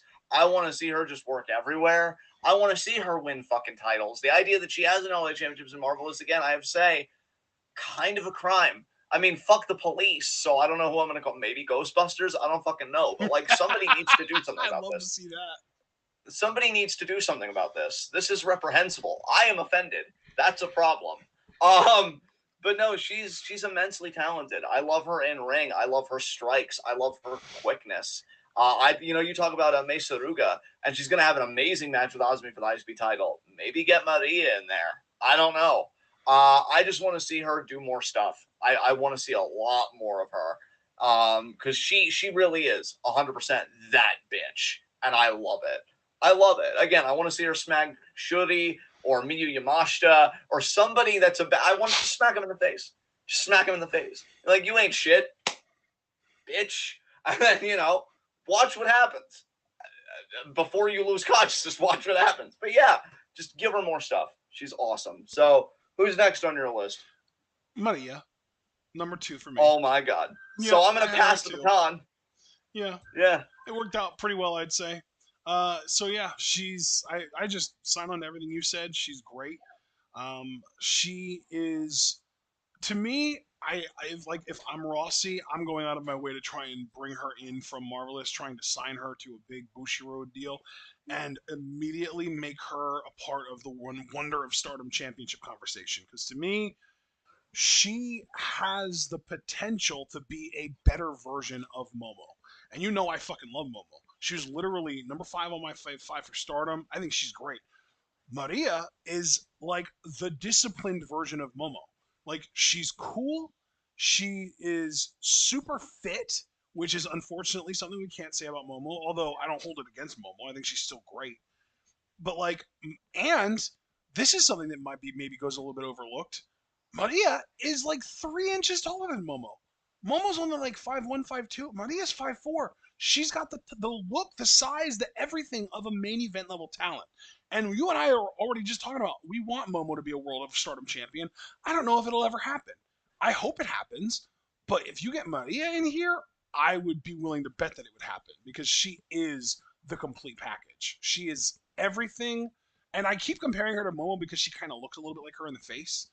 But like, in my mind, even though I do think Momo is the better performer right now, she's been wrestling for twice as long as Maria. And it would not surprise me if Maria surpassed her before long. And I think Maria is a badass and cool as hell, and literally one of like 2 wrestlers that I've ever said I want to be like them when I grow up, because she is just that fucking cool. I love her. I think she's awesome. So you and I are on the same page as far as that goes. All right, so next for me, Rossi. I was gonna say this about Maria, but you know what? My cohort here, he sang her praises beautifully. I didn't want to rain on his parade, so I'm gonna save this for my number 2 because it feels more appropriate. I need you to have the energy about poaching that DJ Khaled has about music. Another one, because Miyu Yamashita, okay, you need to steal her. She just lost the Princess of Princes World Championship. Yep. You need to look, Rossi. I'm going to talk to you for a second, okay? How can I put this delicately, because this is a serious conversation. I'm terrible, okay? I really don't give a fuck, all right? I know it would be bad press for you. Like, oh my God, is Rossi Joshi's Vince McMahon? Embrace it, bitch. Do it. Ruin those dreams. If it means you prosper legitimately, who gives a shit? This woman needs a bigger stage, and with you having a Bushiroad deal, I'm sorry, TJPW, how's your Bushiroad deal going? Oh wait, that's right. Man, no, they're owned by she needs a bigger audience. They're owned by the same company that owns DDT and Noah now. That is true. But here's the thing, Rossi. You have got a whole ocean for Miyu to play in. You need to steal her. Now, you're probably thinking, why do I need to steal her? Excellent question. She's fucking amazing. Probably one of the best. I will say, I love Stardom to death, and I think legitimately that they have quite a few people on their roster that could lay claim to being one of the best wrestlers in the world. I mean, hell, we say that about Tam a lot. This woman's the one for TJPW. This woman is the name that they throw in the ring for that conversation. I love watching her work. It is so goddamn believable. I love, too, that, like, because I always love those performers because they're so rare in my mind that really can get you, despite how pervasive the internet is and everything else, that make you believe that this shit's real. Like, that's why I love Suzuki, and that's why he endures. Because that dude will fuck you up and will not think twice. Right. For me, Miyu has that same vibe. Yeah. When she kicks your fucking head off, you didn't get worked into a shoot. You got forced into a shoot. You got shot into a shoot. Yes. And when you wake up and you're like, did people like the match? Because I don't remember it. Because fucking Miyu fucking kicked your goddamn head off. This woman, she should be world champion wherever she goes. That's the one thing TJPW got right. I don't agree with how she lost the title personally. I thought it was way too abrupt, and I personally didn't even really like. Because who was the challenger's name again? Shoko that wasn't Nakajima. Shoko Nakajima. Nothing against Shoko. She's very clearly like good in ring. I wasn't feeling it. Again, if you were going to drop it, I would have honestly preferred Maki Ito when they had that title match a few months back. So I didn't even really agree with it. But this woman's a fucking beast. Like, I hope she leaves. And, you know, I hate to be that hurtful to TJPW. Not really my cup of tea, but I gotta own what I feel. That's what you and I do here all the time. I want her to leave. I want her to leave. I want her to go elsewhere. And, you know, we have a lot of conversations like that about a lot of wrestlers. Now, if she's happy with her deal and she's happy with what she's doing, fuck, I mean, yeah, good for her. That's what it's all about. That's what it's all about. But if she's not, I am telling you, you are every bit as good as you believe you are. And if you have a self-esteem problem, I assure you, you're 100 times fucking better than what you believe you are. Leave. Spread your wings. Challenge yourself, because there are dream matches that I want with this woman that are not going to happen here. I know I joked with Rossi at the beginning, like, oh, you know, BDJ. But, like, again, serious half of this commentary, I want her versus Kairi. I want her versus Kid. I want her versus Shudi. I want her versus Utami. I want her versus pretty much the entire Stardom roster. Hell, just to be fair, I'd love to see her versus Sasha in an alternate universe. Her versus Kairi. Her versus Bayley. This is a woman that any division that gets her, you win. I want her versus Jamie Hayter. If AEW gives a single fucking shit about their women's division, you fucking poach her then. And you fucking well, no, dude, they don't have to poach her. They actually have a working deal with TJPW. They've just not brought her in because they've chosen not to bring her in. Then stop being fucking stupid. Yeah. Like, I'm sorry, but, well, like, dude, you got to realize they had Shoko. They had Shoko over. They've literally had Shoko Nakajima, the one that beat her for the title. She's been on multiple AEW shows, including one of their early pay-per-views, on the pre-show, I should say. They have Yuka. They've had Yuka in before. They've had Riho. They've had multiple members of TJPW's roster. Hell, they've had Maki Ito, for fuck's sakes. They've had multiple members of the TJPW roster before. They've just never brought over Miyu. That's such fucking bullshit. I really can't even hide my disdain for that. And you guys know, I just heaped a lot of praise on AEW. So I'm taking this one. That is some bullshit. Yep. Get your head out of your fucking ass. Like, dude, we're talking about House of Black. Can you imagine her and fucking Malachi doing reverse in stereo together? Oh, wow. Like, that would break the fucking... Like, it's so... I'm telling you, people. I know. Nobody should listen to me. I know. I'm cracked out of my fucking mind. But I'd like to think when I'm serious, I have a point or two. It's not that fucking hard. I promise. Look, we'll do it together, okay? You sign her, right? You put her on TV. You let her kick things. You make money. It's not that hard. I promise. I promise we can do it together. Sign her. Somebody fucking sign her. Because if this woman is going to continue to be here kicking fucking rocks, and by the way, her kicking rocks is still going to be fucking amazing looking because of how she fucking kicks, then wrestling is wrong again. What a fucking shock that wrestling is late to the party on everything that it should be on time for to maximize its profits. But what the fuck do I know, right? So yeah, Miyu's number 2 because she's one of the best women's wrestlers in the world. I feel like in the ring, Obviously, I can't judge promos because, as I say on here, I am hopelessly monolingual, but I love the friendship she has with fucking Maki Ito. So it's nice that her character is actually, I will fucking kill you. I will literally kill you with my bare feet. But then out of the ring, it's like, I'll be your best friend. And I'm wonderful. And like, there's something oddly wholesome about that that makes me feel so safe and self-assured. Sign her, give her the fucking world, and stop being goddamn stupid. That goes for AEW. Stardom, again, if you did it for Julia, and she was worth it. That's not a diss. She was worth it. Do it again. Do it again, and do it for her. Just somebody do something, please. So that's that for me. Who's next on your list? My number one. Hello? You still there? Yes, you're number right? one. Okay. Yeah, you're number one. My number one's also Miyu Mashita. Oh my god. Okay, so continue. She was your number two. She's my number one. I'm just following you at this point. I had the number two for me was your number three. You know, my number one is your number two. It's just working out that way. But yeah, Miyu is, I mean, you heaped all the praise on her that I could have.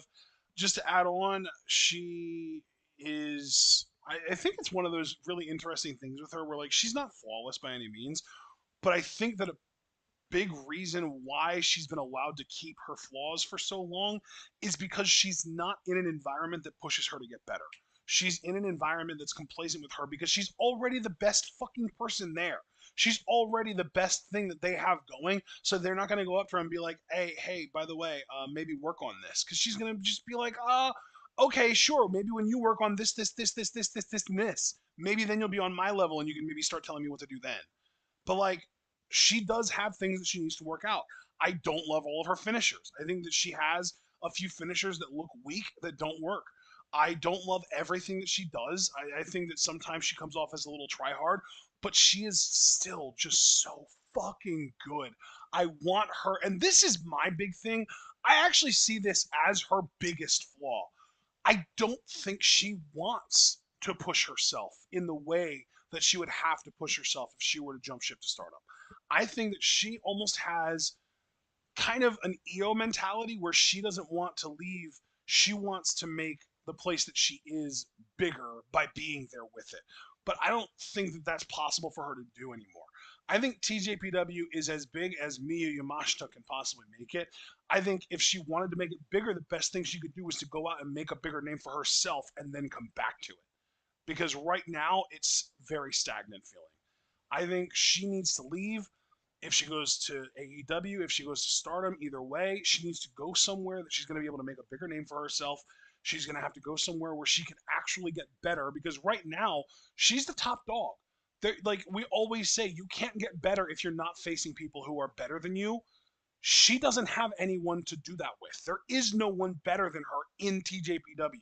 Saki-sama is the closest thing, and I guarantee you they don't train together. I guarantee you Saki-sama does not train with the TJPW girls. She is on her own bullshit in the DDT dojo rather than being in the TJPW dojo. She, like, Miyu, and even then, I don't know if I would confidently say, like, oh yeah, Saki-sama is for sure better than Miyu. I think she might be. She probably is, but I'm not going to confidently say she definitely is. Miyu is that fucking good. Miyu needs to go somewhere where there are people that can challenge her, people that can push her, people that can force her to realize, oh, wow, maybe I'm not the shit that I thought I was. Maybe I'm not the best thing going like I thought I was. Maybe I have room for improvement, and I want to see her get better because I feel like she has been the same exact person, the same exact performer, the same exact everything since I've been aware of her existence, which is like 4 years at this point. And like, can you name anyone in Stardom that hasn't improved in 4 years, John? Because I can't. No, not with that time period you're giving me. No. No. So yeah, No. I love Miyu. She's obviously my favorite person in wrestling that isn't in one of the companies that we listed because she's number one on my other list. But because you've already heaped so much praise on her, I feel like I have to be the one to be like the reality check here and be like, you know what? No, she's amazing, but that's also her biggest flaw because she's not allowed to grow anymore and she needs to be able to do that. She needs to be able to spread her wings and grow. And I don't think that she is willing to. I think that she is like You know, this is where I belong. I'm going to stay in TJPW and I'm going to help grow it to be the biggest that it can be. And I'm just like, no, that's you're deluding yourself at this point. You need to go somewhere else and you need to make a bigger name for yourself and you need to get better because you're not perfect. As great as you are, you have a lot of room for improvement still. Oh, and now John's calling me because apparently our call dropped. I said my piece. I guess we can move on to your number one now, brother. Yeah, I loved what you said about Miyu, by the way. I'm really glad that you brought that perspective. And if it is Miyu that's kind of holding herself back, that's honestly a shame. But for my number one, because it felt like we shared a number one there of how I went off and you gave that excellent exposition on her. But yeah, I do still have one left. Asuka. Oh, nice. Yeah, because we did get the whole pronoun thing worked out, thank goodness, because we do want to always be courteous and, fucking mindful, because it's not that hard on here. She is amazing. I really loved her match. I feel like, I'll be honest, that TJPW show that we did react to, I felt like she had one of the best matches on that show for me against Camille. Because a lot of those matches really didn't captivate me. Like, a lot was good. I'll tell you, fucking Hyper Misao had the worst match by far on that card. Mm-hmm. But Asuka's match with Camille, I think, was the first match on that show that I'm like, okay, we're fucking here. Like, this is good shit. She's got an amazing look. I think she looks like a badass, honestly. She comes out and she has this swagger about her and this cool factor that isn't contrived. And yeah, like, she's making a lot of waves. I'm happy to see that we're getting men's wrestlers, and especially too, because look, I want to be very careful what I say next year. I'm not trying to say that being disabled is like being trans. I'm not trying to make that parallel, but I know for a fact how cringe and how shitty it can be to have representation and then to really have representation. Because, I look back on some stuff that WWE did when they had Zach Gowen, and a lot of the commentary stuff just so cringe and so like what you'd expect. Gregory Iron, I know, was one, but I don't really think he went anywhere, and it was like this whole thing. So it could have been so easy, especially because wrestling culture, much like a lot of other culture here in the U.S. and abroad, seems a bit more like, reactionary, right-wing, whatever. But it's nice to see that, Asuka and Nyla Rose on the AEW side, but more so Asuka, because I do think she's the better talent between the two, isn't treated like a joke, isn't treated like a fetish or like a caricature. She's treated like a fucking wrestler, and a really damn good one. Yeah. And, I'm really, really happy to see that. I'm really happy to see that, because then we get to see how talented she actually is. And I think it's eye-opening for a lot of people. I think when you show people being good at what they fucking do, I think that does further the cause of equality, and I genuinely believe that. So I love it. I love that she's gotten the platforms that she's gotten. I love that she's not treated like a joke or stigmatized in that way, and I just love that she's genuinely good. Again, that match with Camille was one of my favorite matches on the TJPW show. I think that Saki-Sama's match and Magical Sugar Rabbit's tag match were like my favorite matches. Because again, Miyu versus Shoko, I really thought the finish was abrupt and it kind of took me out, and I really didn't favor that match the more that I kind of sat on it. But those three matches, definitely the highlight of that TJPW show for me, and Asuka really started that trend, because that was the first match, and I'm like, okay, I'm actually happy to be here kind of thing. So all the credit in the world to her. I hope I get to see more of her. I really do, because what I've seen of her, I've really liked. Yeah. And I think the best is yet to come for her. At least I hope that's the case. Yeah. All right. All right. Awesome. You get to go first. Who is number 10 in your Universal Top 10?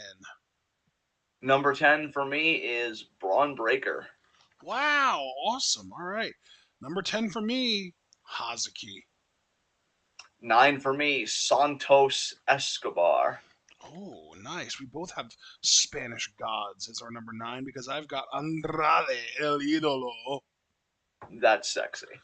Number 8 for me, Cameron Grimes. Nice. Number 8 for me, Miyu Yamashita.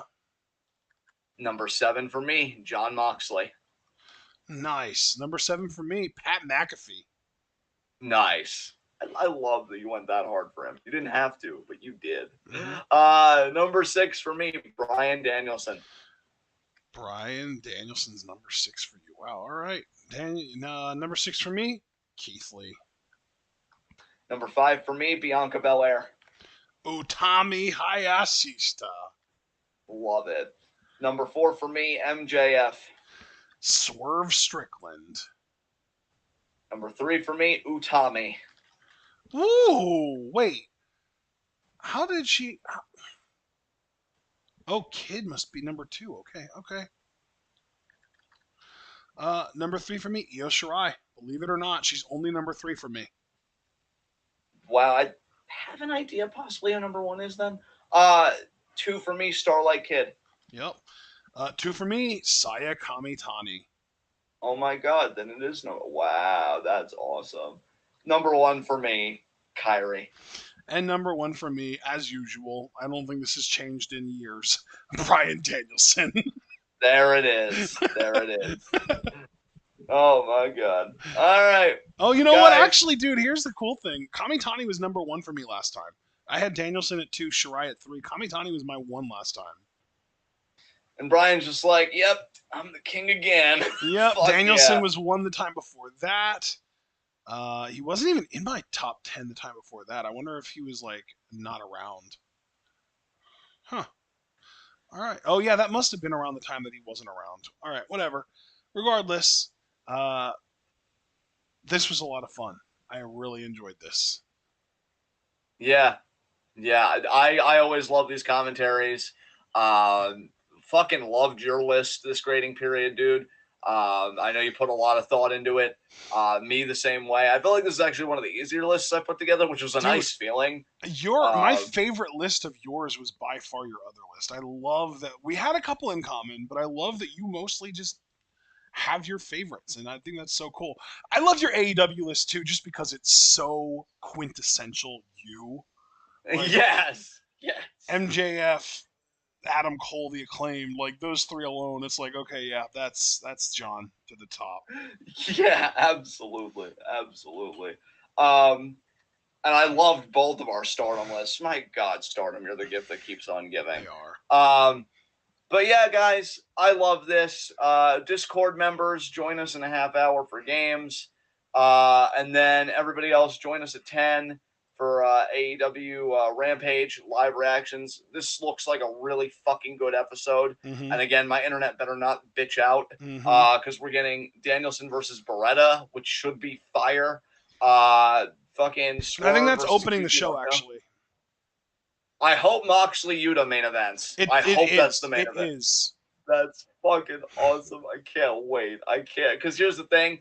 I haven't seen spoilers, but I know spoilers have been circulating. I did see an image, though, and I'm just excited to see the whole context. We probably saw the same image. Yes.